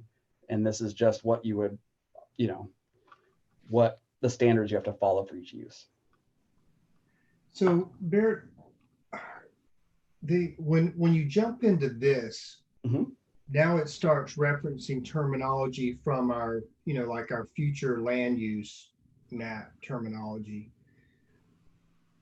And just as a way of connecting with these documents, are we, you know, in these areas, are we referencing our future land use, or how would the common reader know to connect with that map versus, you know, up until this point, we've been connecting with the zoning map.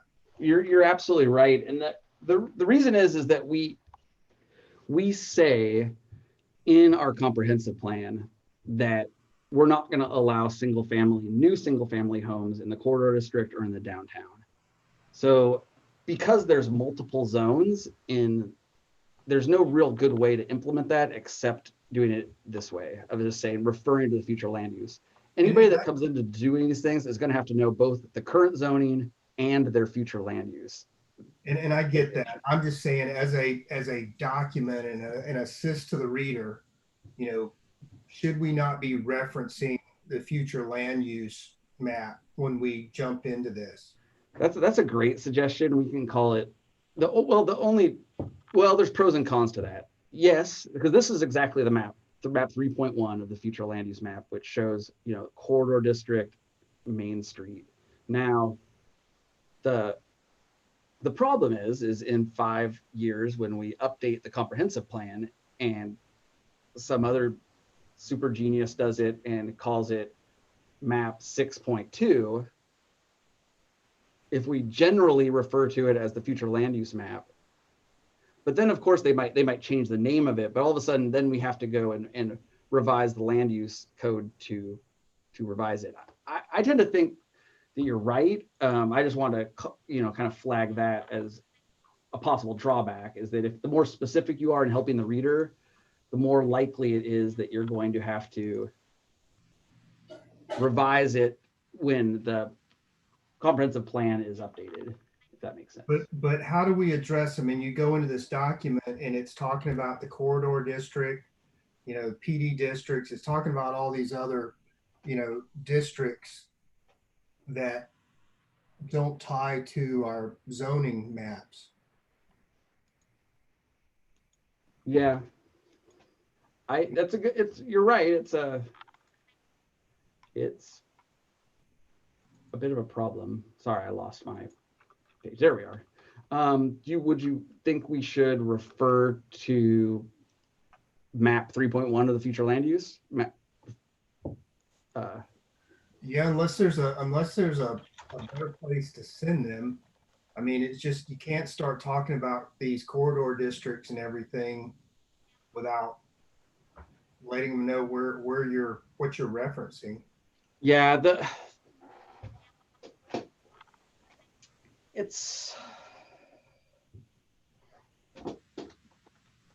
we can look into it. I think we could ask the consultants about it. I mean, typically as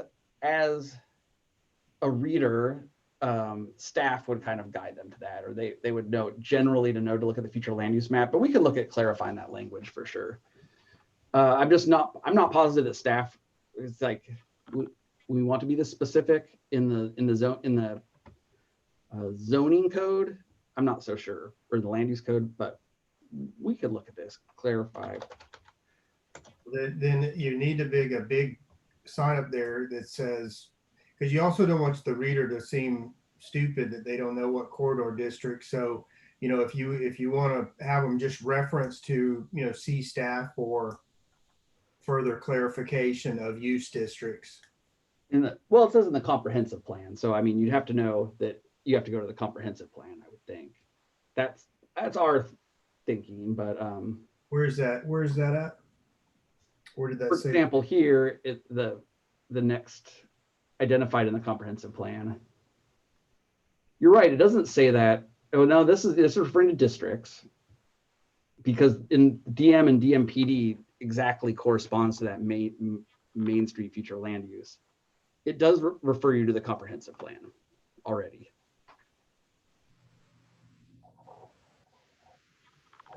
Does everybody else know what that means?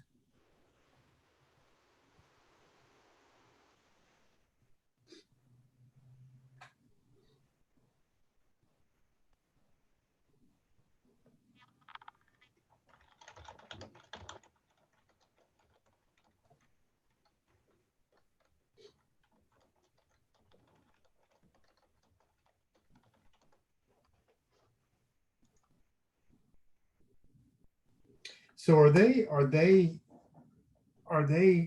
concerned about referencing published documents? Because like even if way you basically you reference the comprehensive plan in lowercase, so it's just this non-discrete document. Or is that intentional that we're concerned about referencing these documents because they change.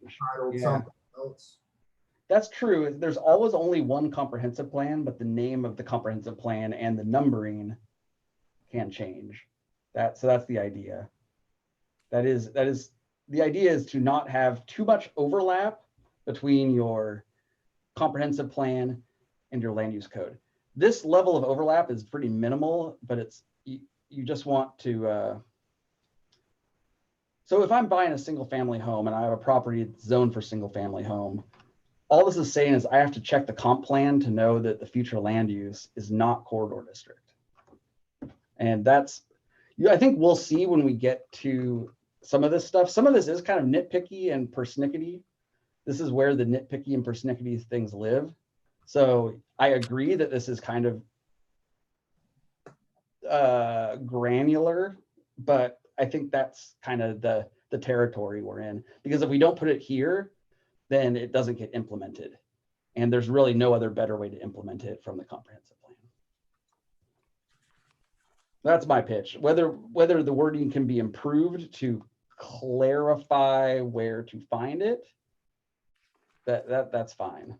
But staff knows, and we're kind of the ones that are going to be implementing this.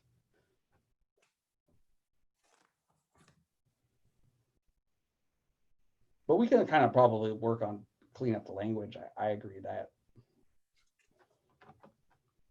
Anybody else have anything on 4-41?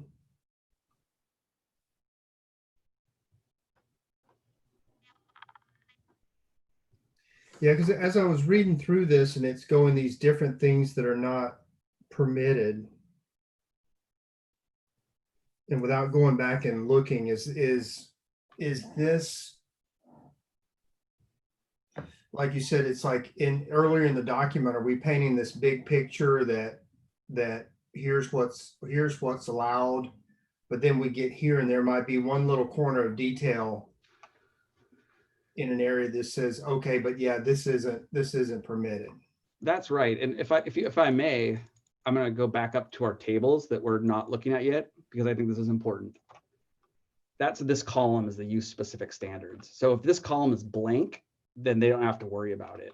But they'll get burned if they want to do a contractor's office and they don't read 4.2.4D4A. There might be stuff that's limiting what they can do. So Okay. when you go up to single family dwellings, it's going to refer you to,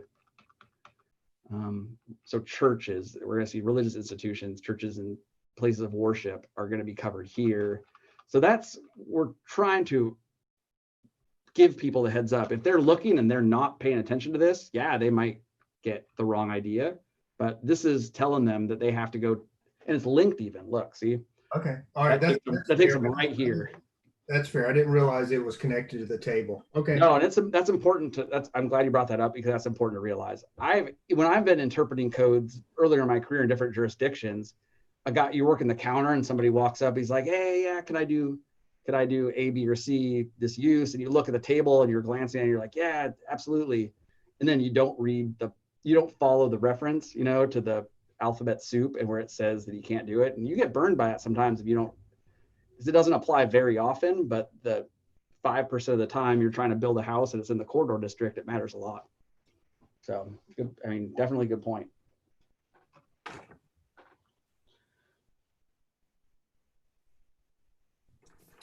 How about 4-42?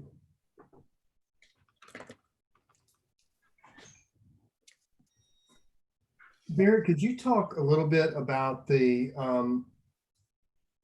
group living uses, number 2 down there, payment in lieu of taxes agreement, and just sort of talk through that one a little bit? I can. This, there was 2 assisted care communities that were approved as a part of planned developments in like the last 2 years. After that was done, City Council directed staff to draft up some standards that were specific to assisted care communities, because there wasn't much in the books. And so they were finding themselves having to come up with these standards to apply to them on the fly.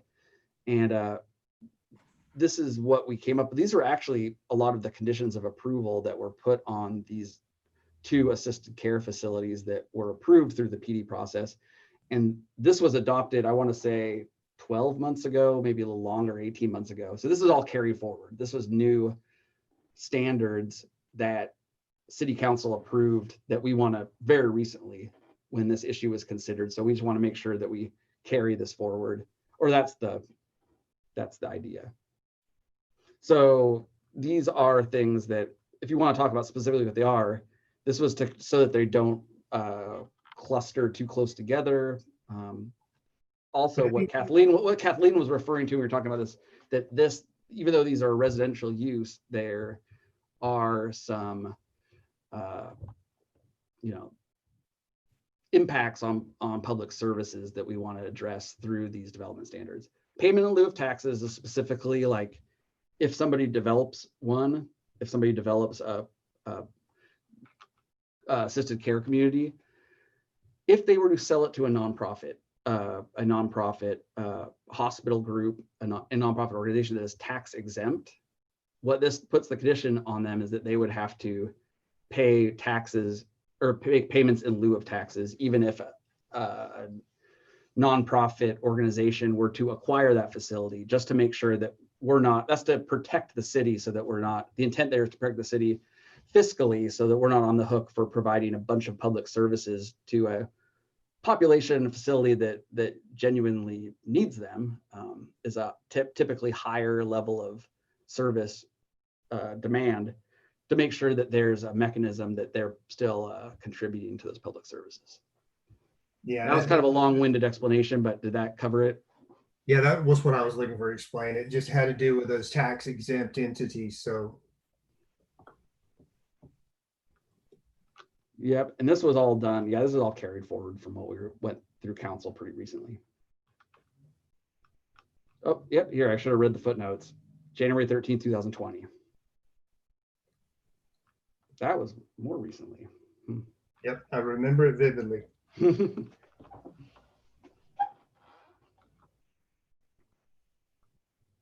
How about 4-43?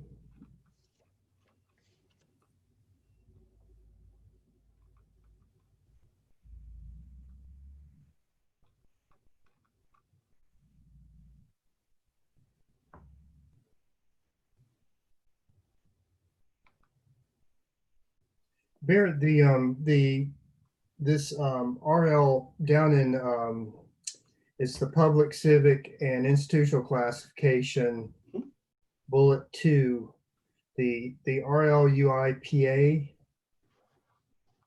That reference here, is that a state? It's federal.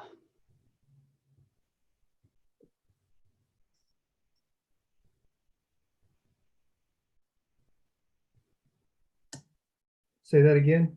It's a federal act. Federal, okay.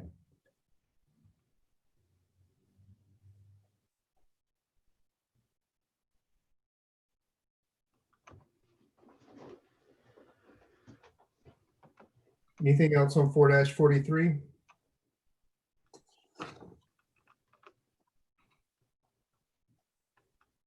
Four 44.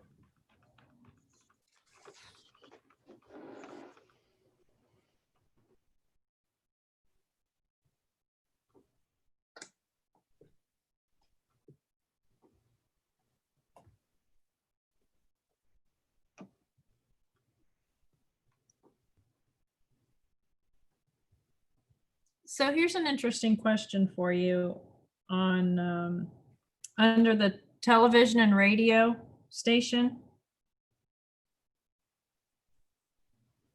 Okay.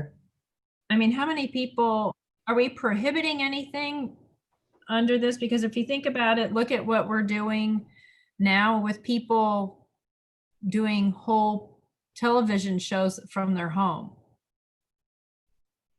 Does that apply to this, or does it even address this, or do you understand what I'm saying? Yeah, this is more the utility side. This would be a broadcaster, I think. Like a studio, a content studio. I believe, I'm fairly certain that's covered separately in here, but this would be for your broadcasters. And we do have iHeartRadio on the west side.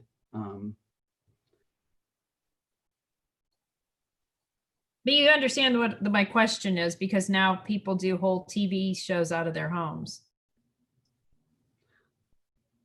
Correct, but they would typically stream those on the internet, right? Like YouTube or something like that. They're not transmitting them in the sense that it's a broadcast. Right. Item 1A1 would cover what defines what that radio station is, television. Right. So no towers, satellite dishes, and it has to be, if you're storing your vehicles are screened from public right away. But does this make iHeartRadio? How would this apply to them? I don't know. I'm not familiar with that, what their operation at all. Do they have the transmitter towers and satellite dishes there? They have huge satellite dishes on the roof, and then they have their mobile units that have satellite dishes on them. I don't know that they transmit from there, but those are the ones they take out to events. Sure, So, whether they're screened, and that's allows for that. They're not, they're not. right. They're not screened. They're in the parking lot, all with different brands on them. I think that's a fair question. I don't know the answer to that, but that's something we can research for sure, is whether would this render iHeartRadio non-conforming, or we can make it, I would suggest, or any other uses.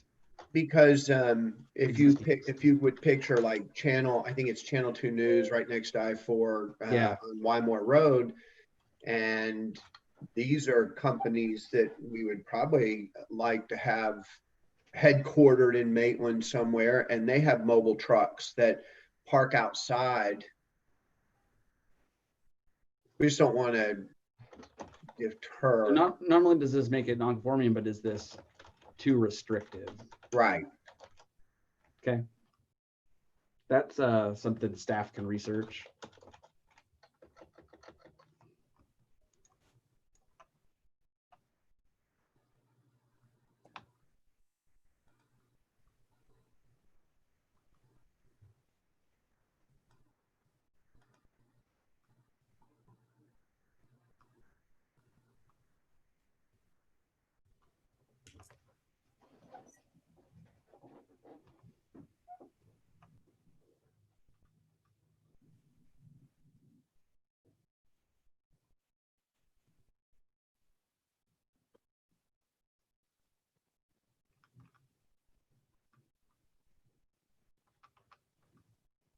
About 4-45.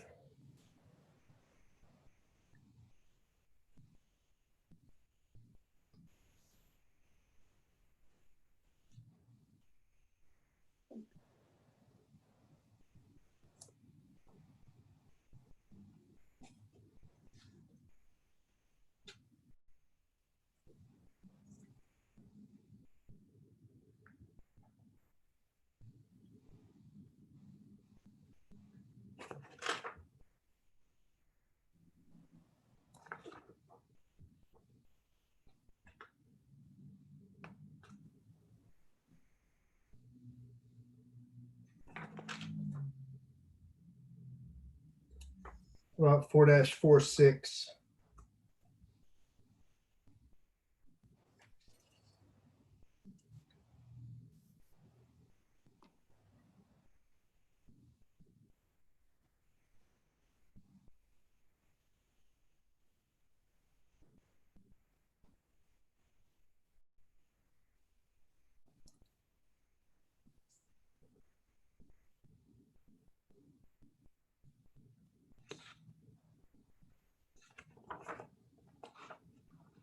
You know, and I'm not proposing to change this, but I was also, when I started going through these uses, it's almost like it might have been easier to tie these, you know, to the definitions a bit. Just read, because it's like you're reading one point and then you jump into this disallowed use or other use. Some of them, it almost feels like you're reading the same thing twice. Yeah, it's not, the more time you spend with it, the more it makes sense, right? Because it's like the three main sections. I mean, it's, we look at just principal uses. If you think of it like the first part of the table is like, where can I do it? What is it? And then how do I have to do it? Right. So that's what the kind of the distinction is how I think of it. And you look at different places to answer those different questions, even though it's all repeated, right? I mean, all these are listed 3 times, once in the table, once in the classification, and then once in the special use standards. So that repetition is not imaginary, it's intentional.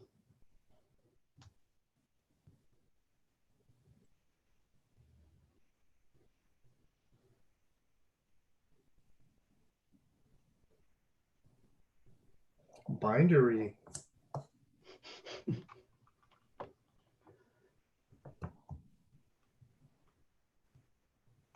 Anything else on 4-46? 4-47 has the short-term rental unit. This was something, as I've learned my lesson, I'm going to check the footnote instead of guessing. Oh, it didn't say when it was adopted. It was adopted recently. Since I worked on this since I've been here, it's less than 2 years ago. Again, prompted by the state saying if you didn't have something on the books by 2019 or 2020, then you know, you couldn't regulate short-term rentals. And they were there was a lot of discussion in Tallahassee about the state preempting local government's ability to regulate short-term rentals. And some of that did happen. And there was talk about even taking it further. So a little bit of preemption occurred, and we kind of scrambled to get some pretty tight restrictions, prescriptive type regulations in place before the state could, his next session, you know, take that ability away from us.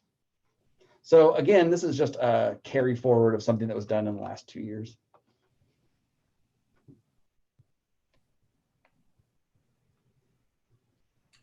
Were any of you on PNC when we did that? Keith, you must have been, right? I think so. No, I don't remember this. Maybe I was. It might have been right before you started, actually. Yeah, I don't remember this one. Okay. It might have been just before you started. That's possible. So I do have a question down under minimum life safety requirements. So this is talking about short-term rental units. Mm-hmm. And it says units containing swimming pools, spas, or hot tubs shall comply with the state. What does that mean? Does that just mean, are these That's stuff like fencing. That's like the big one. It's just safety, life safety things.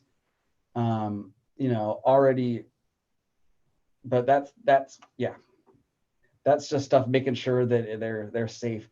They get inspected when they come in for their certificate. So this is just telling them up front that that our inspectors are gonna look at the pools for safety.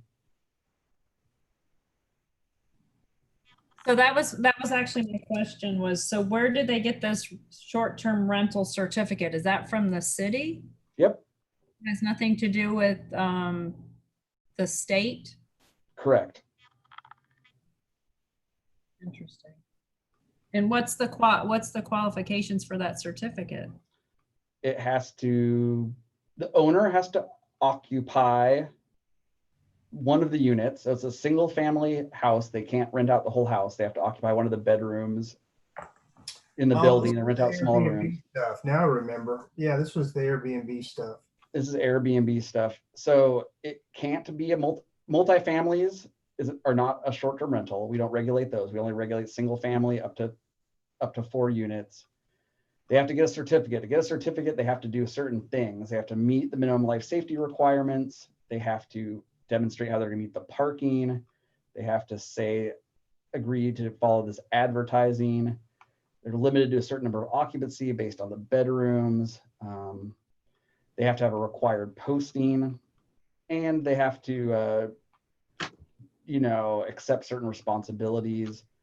There's an inspection. They have to renew it every year.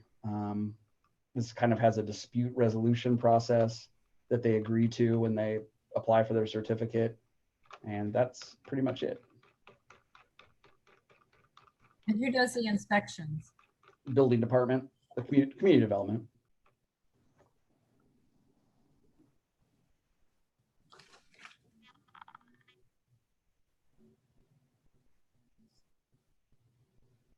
Anything else on 4-47?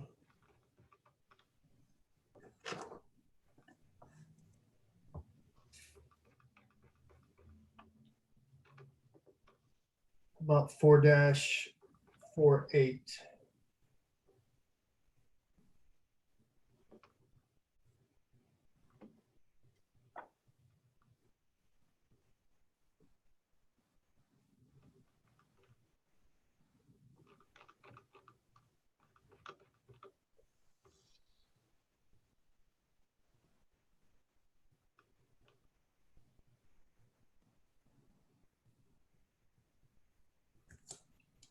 Well, this is interesting on item number 3 down at the bottom, the required posting on site. So on the back of or next to the main entrance door or on the refrigerator, there shall be provided as a single page the following information. Thought the refrigerator reference was interesting. Yeah. No, I mean, it's to make sure that the Airbnb stays, that they know when to put the garbage out, they know when they have to be quiet, and that they can't have a giant party in the yard, and that has to be somewhere where they can see it. Yep. But that shouldn't happen if it's owner occupied. If the owner has to live in the unit. Yeah, you're right. It's pretty redundant, but this is still like no excuses, like the rent, they didn't tell me.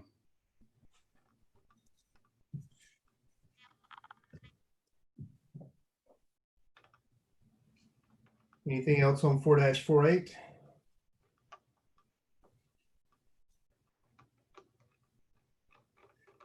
About 4-49.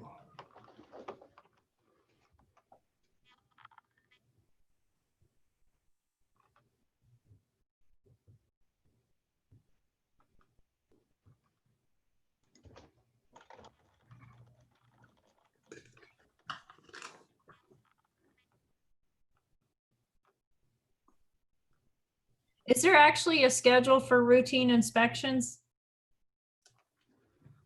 It's not, they're subject to reinspection every calendar year or when it's transferred. So when they're inspected before they get issued, and then annually as their certificate becomes due, they come due and do another inspection. It's cheaper, I think, for the reinspection, but.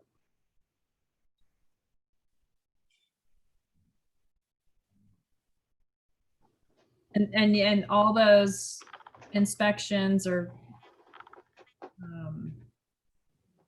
you all maintain that paper trail of all that there in community development? Yep. I mean, do we have a lot in the city? We have 0 right now. No wonder you're so confident in those answers. Well, we went over this very, very, very painstakingly with with council. And I actually drafted this part, so I kind of remember how how it went. But this was what council wanted, and you know, it's not exactly what we drafted at first, but by the time it went through P&Z and council, this was the final product. So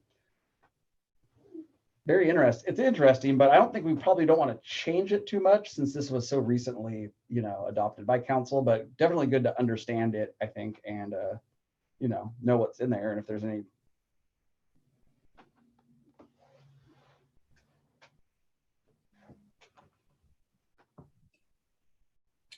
4-49.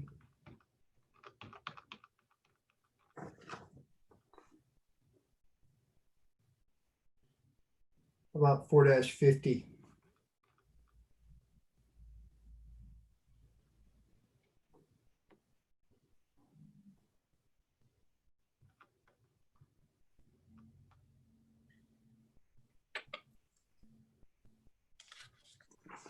On short-term rental, or if you had a cottage, so you live on site, those could be considered, you could Airbnb those, is what you're saying? Yep. Yeah, wasn't there a distance that you had to be within them? It has to be within the property. So we go back up here to the general applicability. So it's a building in which the owner occupies one of the units and be in a single family, 2-family, 3-family, or 4-family dwelling. When we get to the cottage dwelling accessory use, there might be some about whether it's considered a dwelling unit or not. So sorry, I don't think I can answer that yet.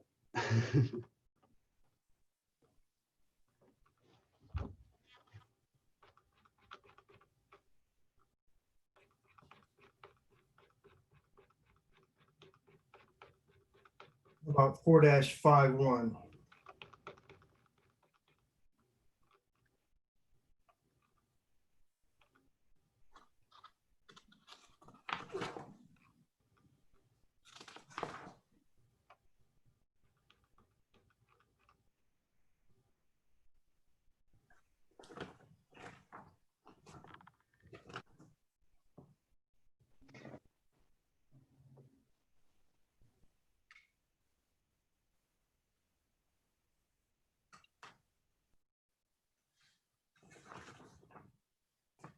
Four dash 52.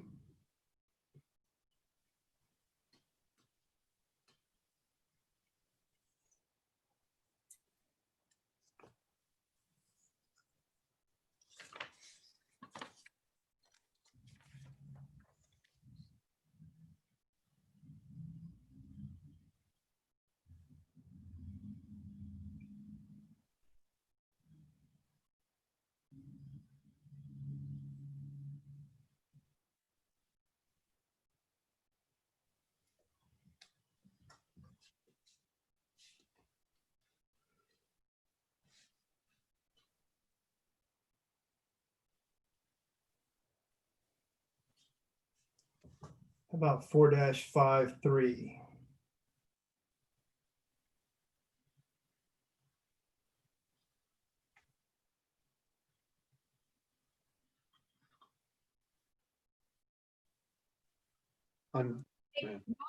Going back to the personal vehicle rentals, that's really just addressing the like an enterprise or a Hertz or something like that, correct? Yep. It's not addressing any of these new types of rental, you know, where you can rent your car out now. Have you heard of those? Uber, types of rideshare. Yep. Nope. That's service? that is different. So that is covered. That has a different categorization. It doesn't have any specific standards with it. But yeah, this just applies in downtown. So if we were to have any Hertz, Enterprise, Dollar, that they would have to conform to this. Okay. But it would only apply in the downtown because this was already adopted by council when we did the downtown portion.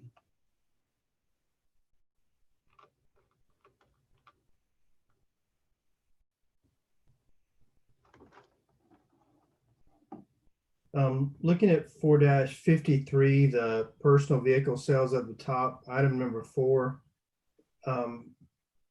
Vehicle display pads. What is that referring to?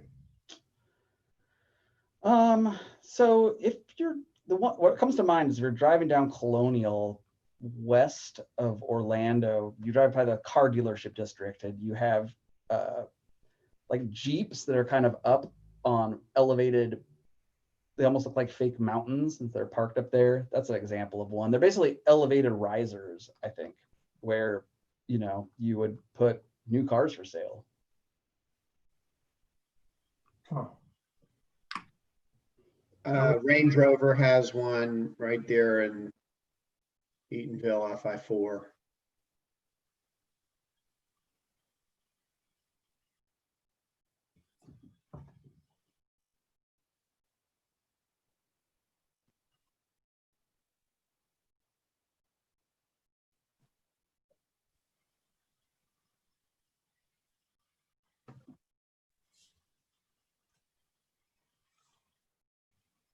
Anything else on 4-53?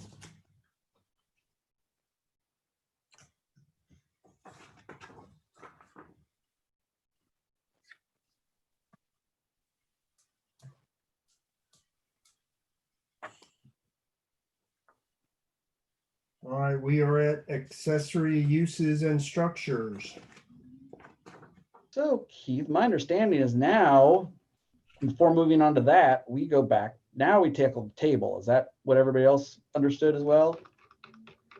Now that we've kind of discussed what they are and what they have to do, now we go back to where we allow them.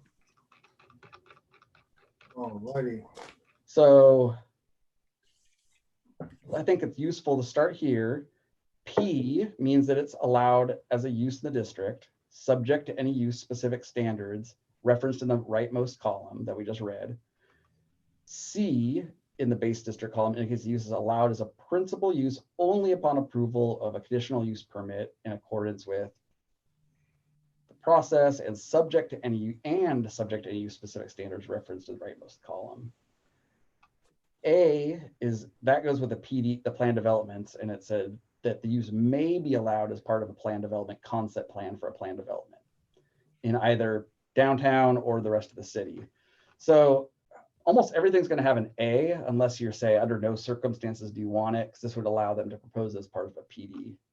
Is that clear to everybody? Mhm. And then blank means that it's prohibited. In other words, it's not permitted conditionally or outright.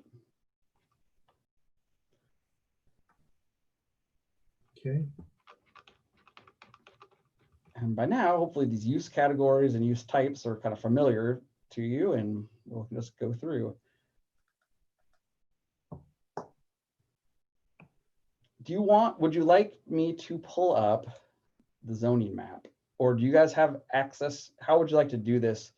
I assume everybody was able to get the zoning map, and do you have it in front of you now, or do you want me to try to do some sort of split screen? What would work for folks? I've got it on my computer. Okay, well, I'll just kind of bounce back and forth then as the discussion, warrants. All right, so we're going to start on 4-5. And we're looking at, does anybody see anything on these use types that they want to question or break comment on?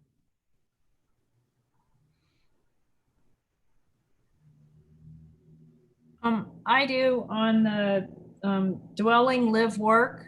Mm-hmm. So why is it not permitted in the MX district or the GAP? Well, GAP is a non-residential district, so that's going to be your government-owned property, like primarily your parks, city hall, and things like that. So I thought the GAP. MX, that's because right now they're only allowed in downtown. is the short answer, but there's nothing stopping us from adding it to other zones.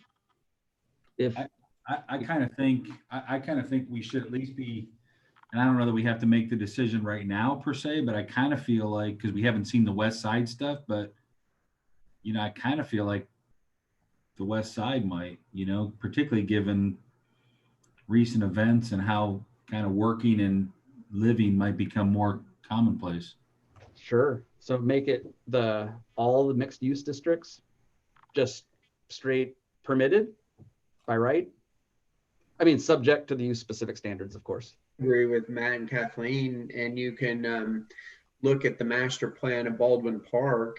They have live work, and it's in the heart of downtown. And then we have live work in our downtown that's quite successful. Sounds good. I'm hearing a lot of support for it. Yeah, I mean, I think you want to add it to the, I mean, why would it be part of NC? Yeah, Remember, that's the zone that's pretty much already in the residential districts.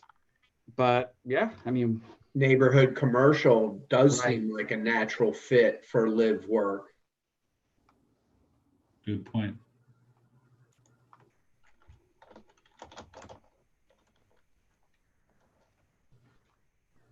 okay.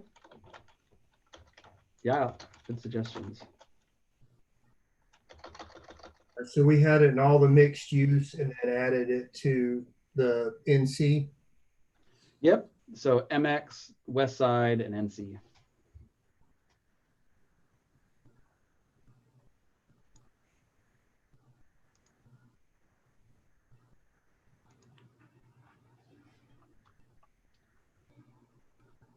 So it's added to both WS districts? Yep, I said all mixed use districts. So that's Okay, and Okay. that's why I made it 2, because this is for the whole column, and then this is just here. But yep, okay. that's MX, West Side, DM, and NC.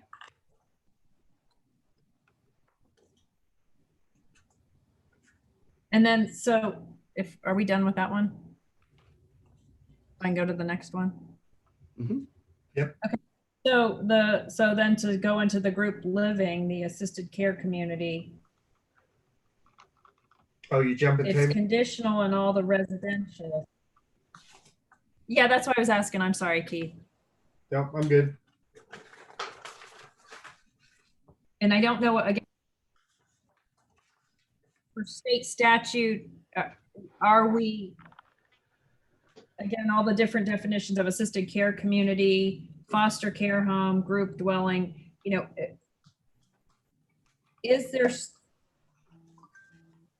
are they automatically allowed in all these residential areas? Well, right now, currently, they are as through the floating zone. So under 6 is allowed by right in any residential zone. And you'll see Which one is? that here, the small group home is PPP, and same with foster care homes. So this is not a change from what currently is. If you go here to the use specific standards, however, it restricts them to the new neighborhood future land use on the future land use map. That's the only place it can go. And if we go to the future land use map,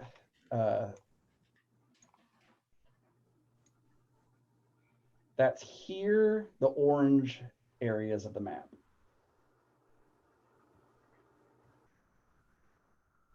So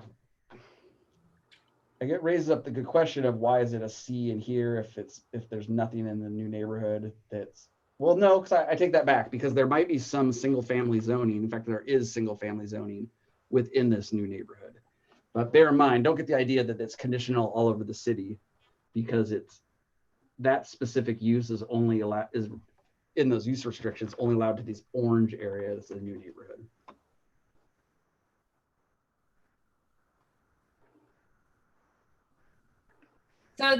So then should it be conditional then? Or, I mean, I don't, It is. It That's is. what the C means. yeah, but okay, I'm sorry, because so I'm looking at, and maybe I'm getting too specific, but the foster care home, it says it's permitted in all these residential districts. And I think that is Would that not Florida be Department of conditional? Children and Families. I believe foster care homes are allowed residential use. So this was, a lot of this stuff was looked over by council and staff pretty carefully, 18 months ago. Because this does come up pretty frequently, but yeah, that's the.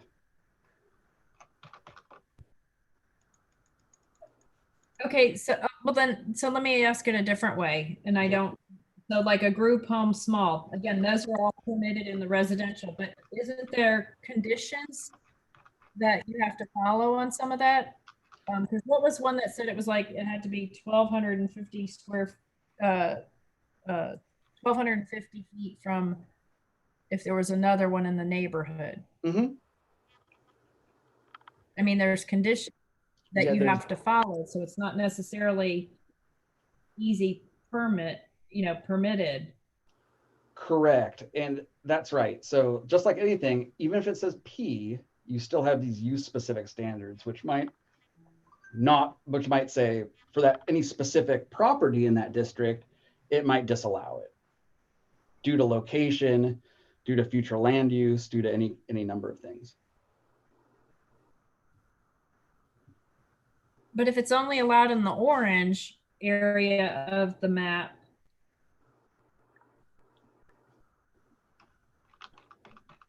Yes.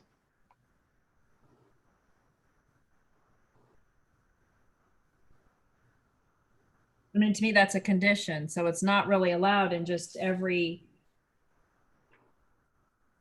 RSF 1, 2, 3. We were talking about the assisted care communities specifically, Kathleen, and those are conditional Oh, uses. No, I'm kind of going a little bit all over. Sorry. Yeah, that's okay. So some of these foster Group care homes living. and a lot of this is based on federal fair housing stuff. Like we're not allowed to. So that's part of why I'm asking that, because I didn't know. Yep. So some of this is, and we did, council and our legal team have kind of gone over this quite a bit in the past, not as part of this land development code update, but as in our current code quite recently. So this is carrying forward some of that in a slightly different way, but in a different format. But the substance remains very similar, if not identical. And And Kathleen, the in the use specific standards, it does help you out, and stipulates that a lot of these are driven by federal laws. Correct. Well, that's kind of part of why I was asking this, because doesn't federal law allow that over what we say? it's very, I don't mean this as a cop out, but it's very complex. There's actually overlapping federal law, federal case law, like courts, Supreme Court rulings, and state regulations and state licensures. So the state has preempted us in a number of ways. Like, for example, the small group homes, the federal fair housing laws and Supreme Court justice, kind of like the Arlupa stuff that we talked about too, with the religious land use rulings and acts, they all kind of overlap when it comes to a lot of these things, because it's kind of contentious, right? Because this is where it gets to be with people with disabilities acts, people with fair accommodation and housing, where, these sort of uses that were discriminated against and pushed out of a lot of communities. So I'm not qualified to, or nor am I an expert on this, but I can assure you that the experts have looked at this in the context of our current code. So, and quite recently.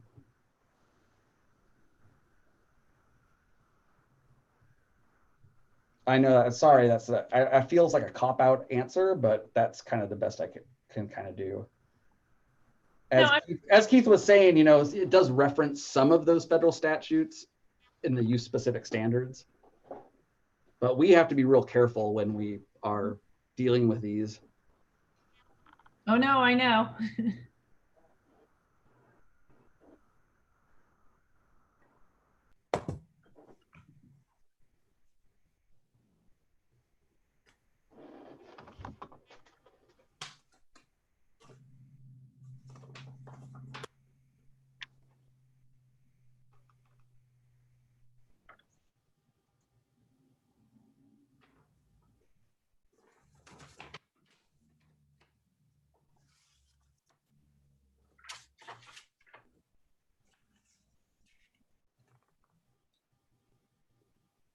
And is the MX district defined on the legend on the map? What color is it? Is it the, Let's look. Oops, that's the old one. It's the red color. So kind of here along I-4 and Wymore, and then some in the what's currently the cultural corridor. This is the current RS4, some of the professional office stuff, and RS4 was combined into the RMX district. okay.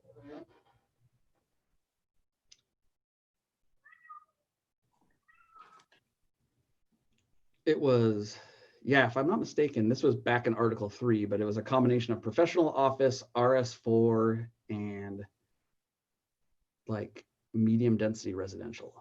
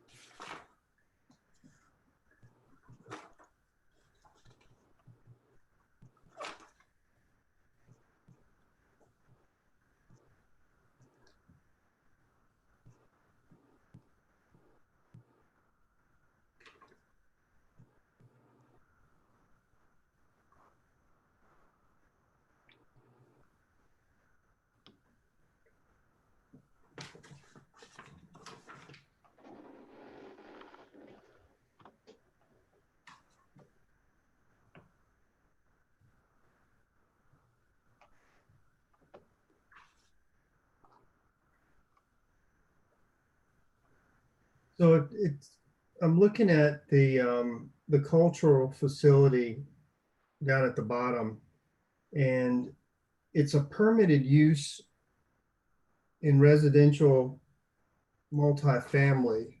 Mhm.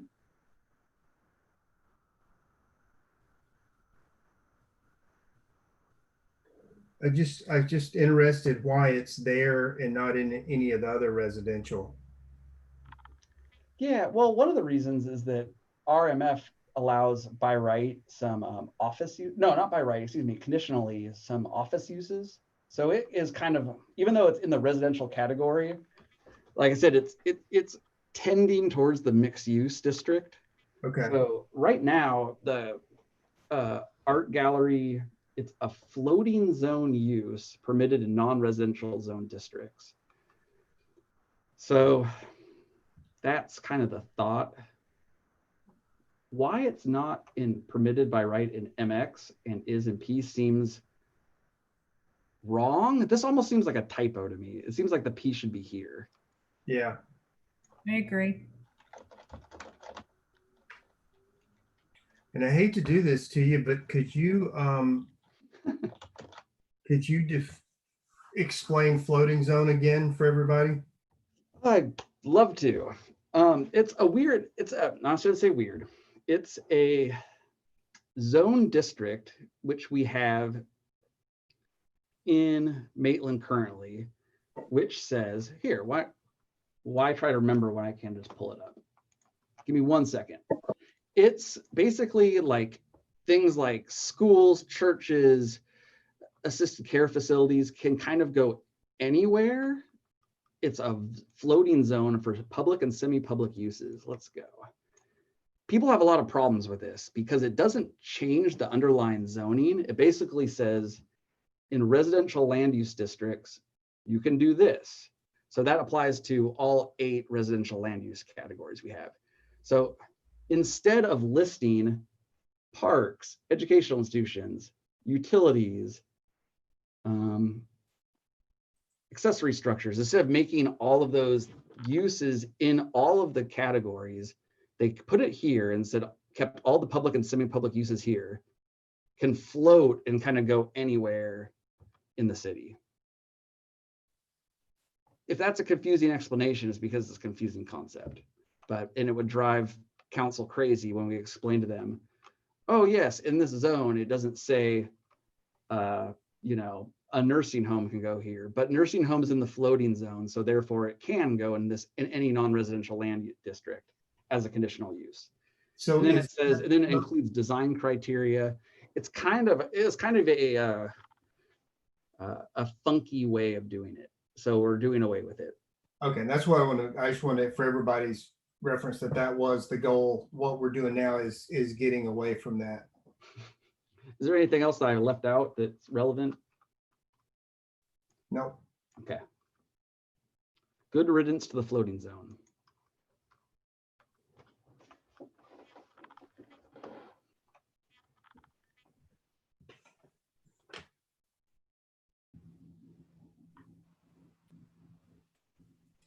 So going back to those 3, the community center, community service, and cultural facility, why is that not allowed in the NC zone? Oh, a neighborhood commercial? Correct. No other real reason other than it wasn't previously, that this zone didn't exist before. So it didn't get that by default. If we can certainly add more uses to that if you want. Right now, it just has kind of a mostly, where did it go? Sorry, I was gonna say retail uses.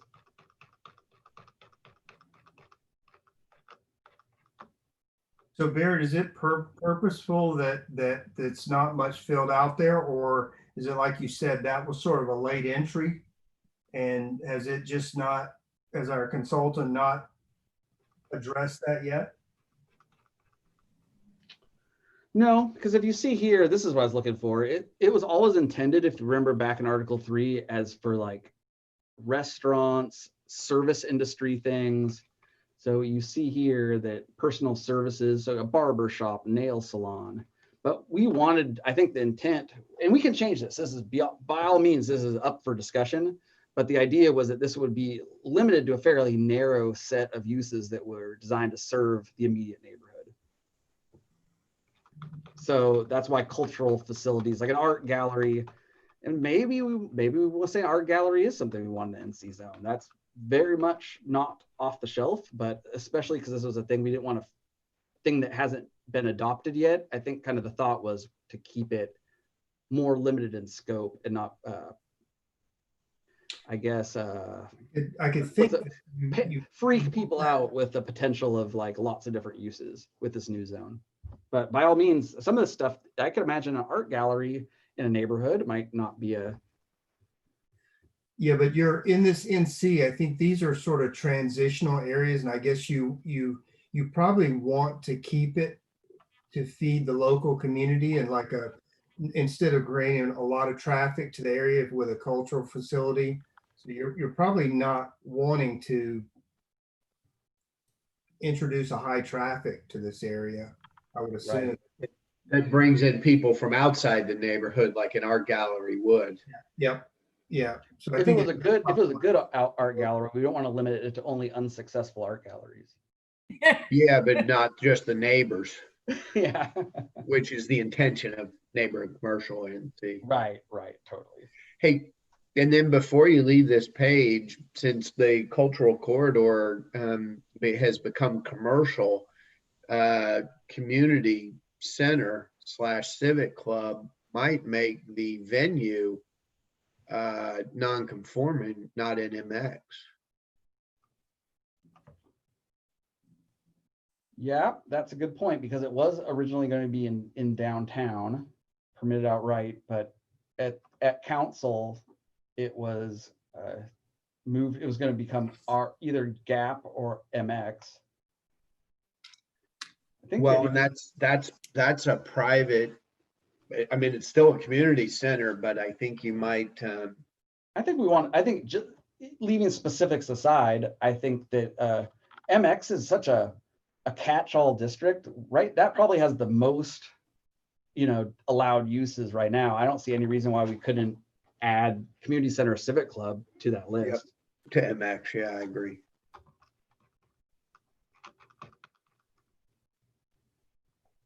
What did I do? Okay.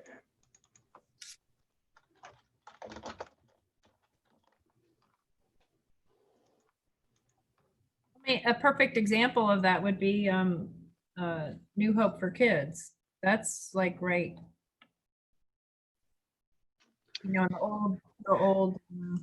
They're- It's in downtown, but They're good- counseling, but what I thought you might say is like, I think they just went through an exercise for the library, which is a community center that is potentially in the downtown. So where it probably does belong in that.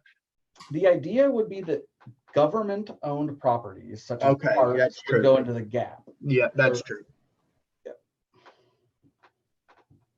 What is so looking at the map, what is the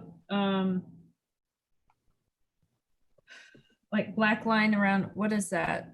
Look at maybe the downtown. Is that the library? Yeah.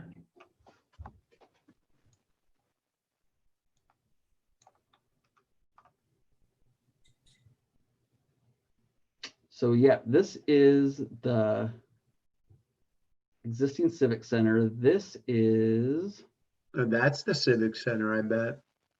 Yeah, that's it. Yeah, because the library is at Ventress, what you first pointed, that's the library. The one up. okay, right. So that's why green is GAP. So that's why we don't want to get hung up on individual properties, but this contemplates that going, because nonprofits can go into the GAP too. It's because government, arts, and parks. So whether this is cultural corridor or GAP, let's not talk about that, but green indicates GAP on here. Okay. Blue is the downtown.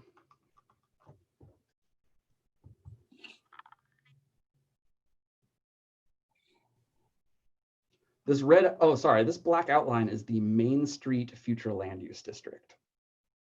That's what that indicates. Sorry, so this is in the comprehensive plan.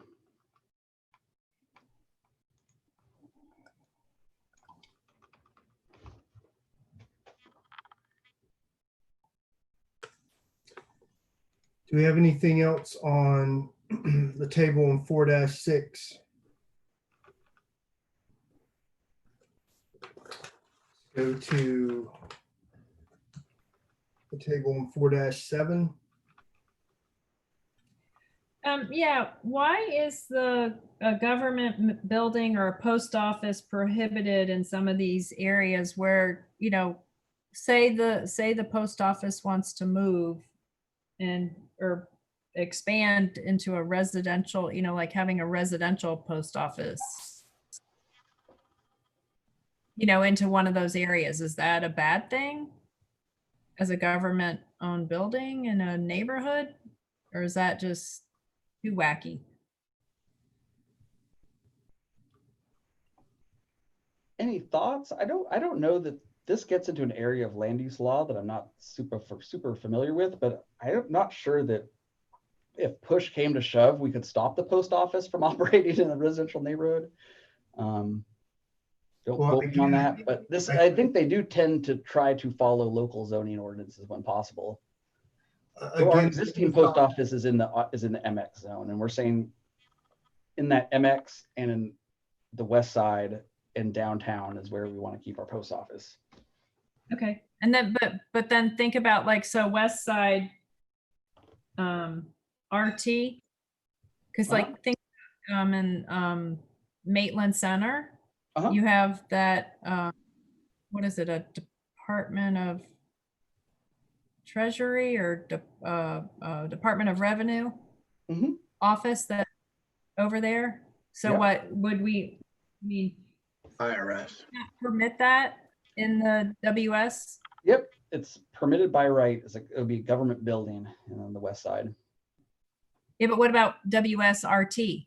For the purpose of that is blank all the way down. So I think for the purpose of this, let's assume that until we know what that distinction is, let's just assume that it's permitted there too. Okay, and then what about in the non-residential, the NC, same thing there Neighborhood commercial. under Yeah, non-res? again, we don't really want the neighborhood commercial. I don't think we want government offices in there. Again, push comes to shove, if they really wanted to, I don't think we can tell them no, but not terribly appropriate for the sort of vision and purpose of what that neighborhood commercial zone is. And again, you're introducing other traffic flows into those areas too. I mean, even the post office, you're bringing people into your neighborhood. Right. And, big delivery trucks, etc. oftentimes.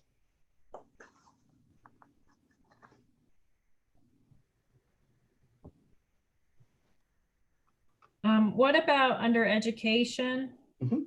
The school, higher education, college or university, why is that not permitted in the MX?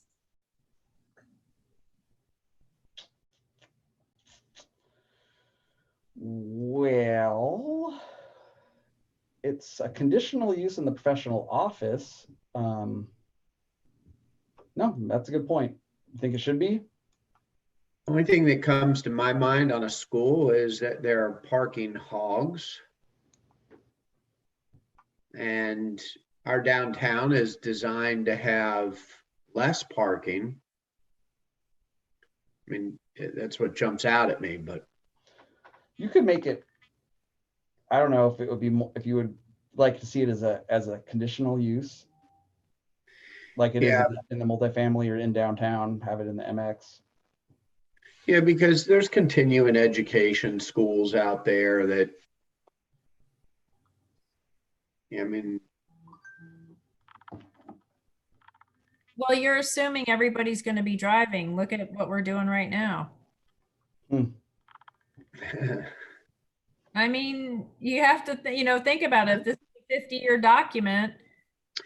sure, but I mean, again, you're still saying they would have some footprint in downtown. So are they just leasing an office to have a home base?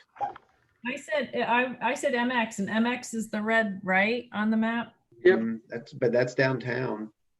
Well, the downtown is it's a conditional use right now. So let's look. Downtown, Glen, is the blue.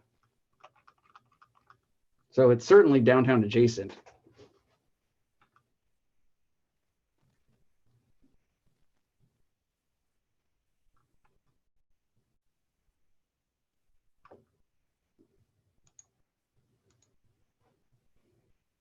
Any thoughts? Make it a conditional use there. Prefer to leave it as not disallowed.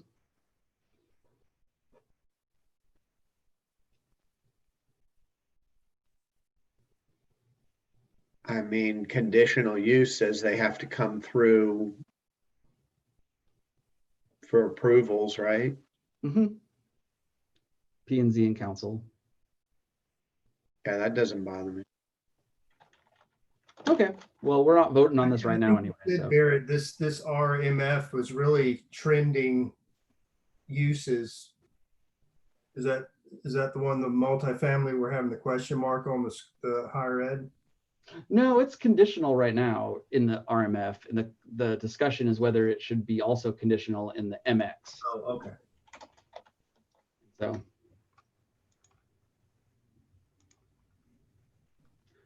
Time check. We have traditionally on these workshops tried to wrap things up around 8:30. That's 10 minutes away. So that was just a point of information for the chair. Okay.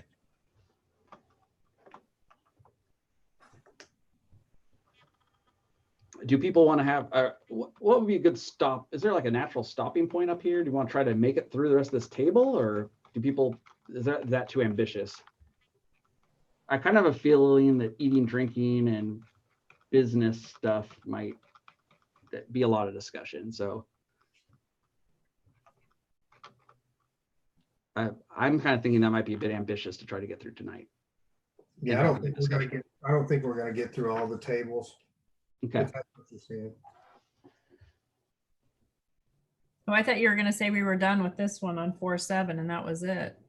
We could. And do we want to have any feedback, any discussion about this process, what we want to do for next time? Is this okay? Keep doing what we're doing. Thoughts, feedback. How's everybody feeling?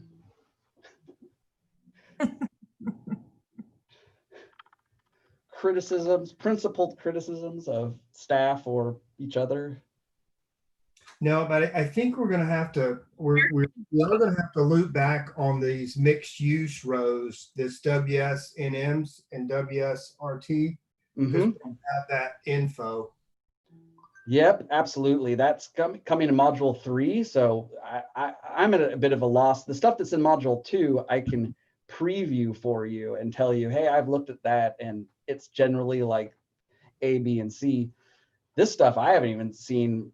I can tell you what the West Side District currently exists, but I think they're going to have the consultants are going to come with some pretty innovative suggestions. So that's a long way of agreeing with you. When we do module 3, we'll have to come back and really look at this. In fact, I think we should probably do that as part of module 3 when we're looking at this. Let's go back and look at this use table.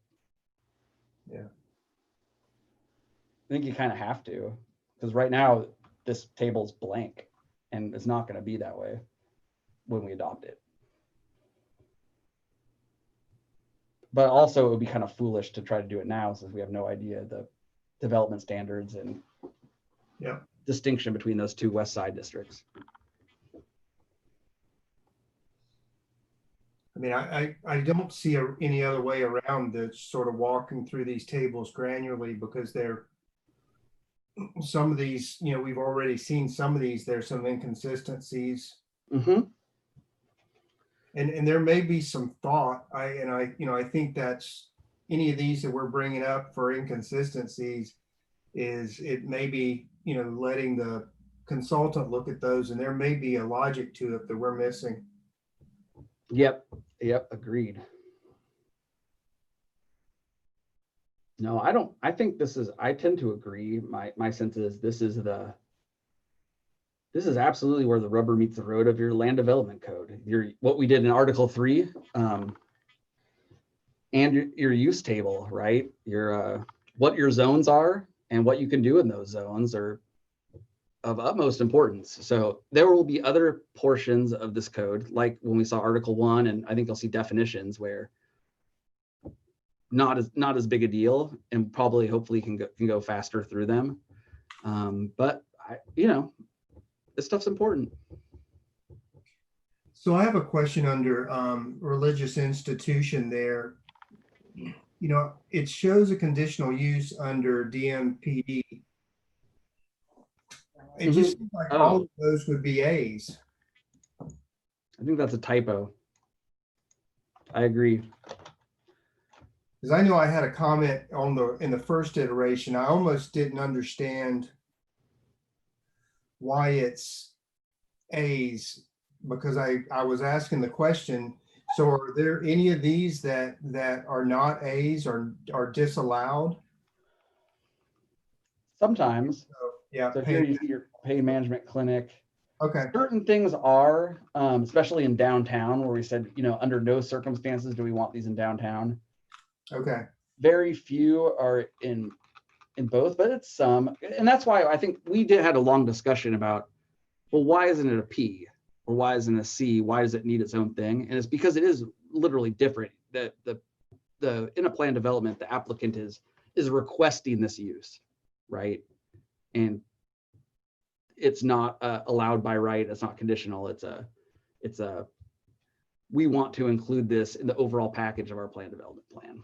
So it is a kind of a different thing, but that's why they have the right to we want to give maximum flexibility, because a plan development can be in almost any underlying zone. So that's kind of the strategy there. Does anybody else have any comments on this table? So should we call this a stopping place as opposed to trying to dive into this other table? I can support that. Nobody's going to fight me over that? No.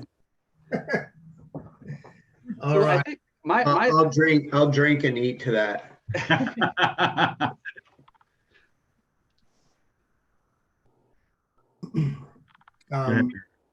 So we're stopping, going to mark where we're stopping there, Barrett. Yep, on use category education on 4-7. I'll capture that in the notes too, that what we covered beyond in Article 4 and then circled back to this. And just so everybody's clear, next time we're gonna finish this principal use table, which we've got a few more pages to do. And then we'll go into accessory uses using the same strategy, starting with the descriptions or the categorizations, then the standards and the table, and then temporary uses. As a preview, if you guys haven't looked at those in a while, those are a lot shorter and easier than this. This is the big part of Article 4. So don't lose faith. So let me, as a point of order, let me, I guess, finish out the agenda here. So Barrett, do we have any old business? I don't. I kind of gave you the housekeeping items in the beginning. Those were, so you already heard about the agenda software and the email, and that's pretty much it for old business I can think of. Any new business for us? I think you mentioned what was upcoming. Yeah, we did talk about what was upcoming, which is kind of also old business. I mean, you've seen that, the Planning and Zoning Commission has seen that before. I would say I would anticipate having that Gem Lake District in person. And the reason why is we expect there to be two reasons. One, we expect there to be a lot of community participation in that. And so we're going to try to have that socially distanced, probably in person. And that's the discussion, and especially if this executive order gets lifted soon. So just bear that in mind. I think that's, if I had to guess, I would expect that's going to be in person. I tend to think if we're given a choice on the matter, I think you're correct on that, Barrett. Oh, Dan, thanks. Okay. No, that will definitely be in person Beyond. because of the. Yeah, you guys did a great job tonight. I sat back and watched and listened and let Barrett run the show. You guys all did a great job, and I wanted to thank you all again for everything. But Barrett is correct. It is going to be an in-person meeting when Gem Lake comes, because we do expect the public to be there, and there's going to be a lot of questions and answers, and I think it really needs to be done in the public and things like that, because there will be a lot of decisions that the developer and or staff may be asking you guys to consider. Okay. All right. How You many? listen to this on your vacation? How sad.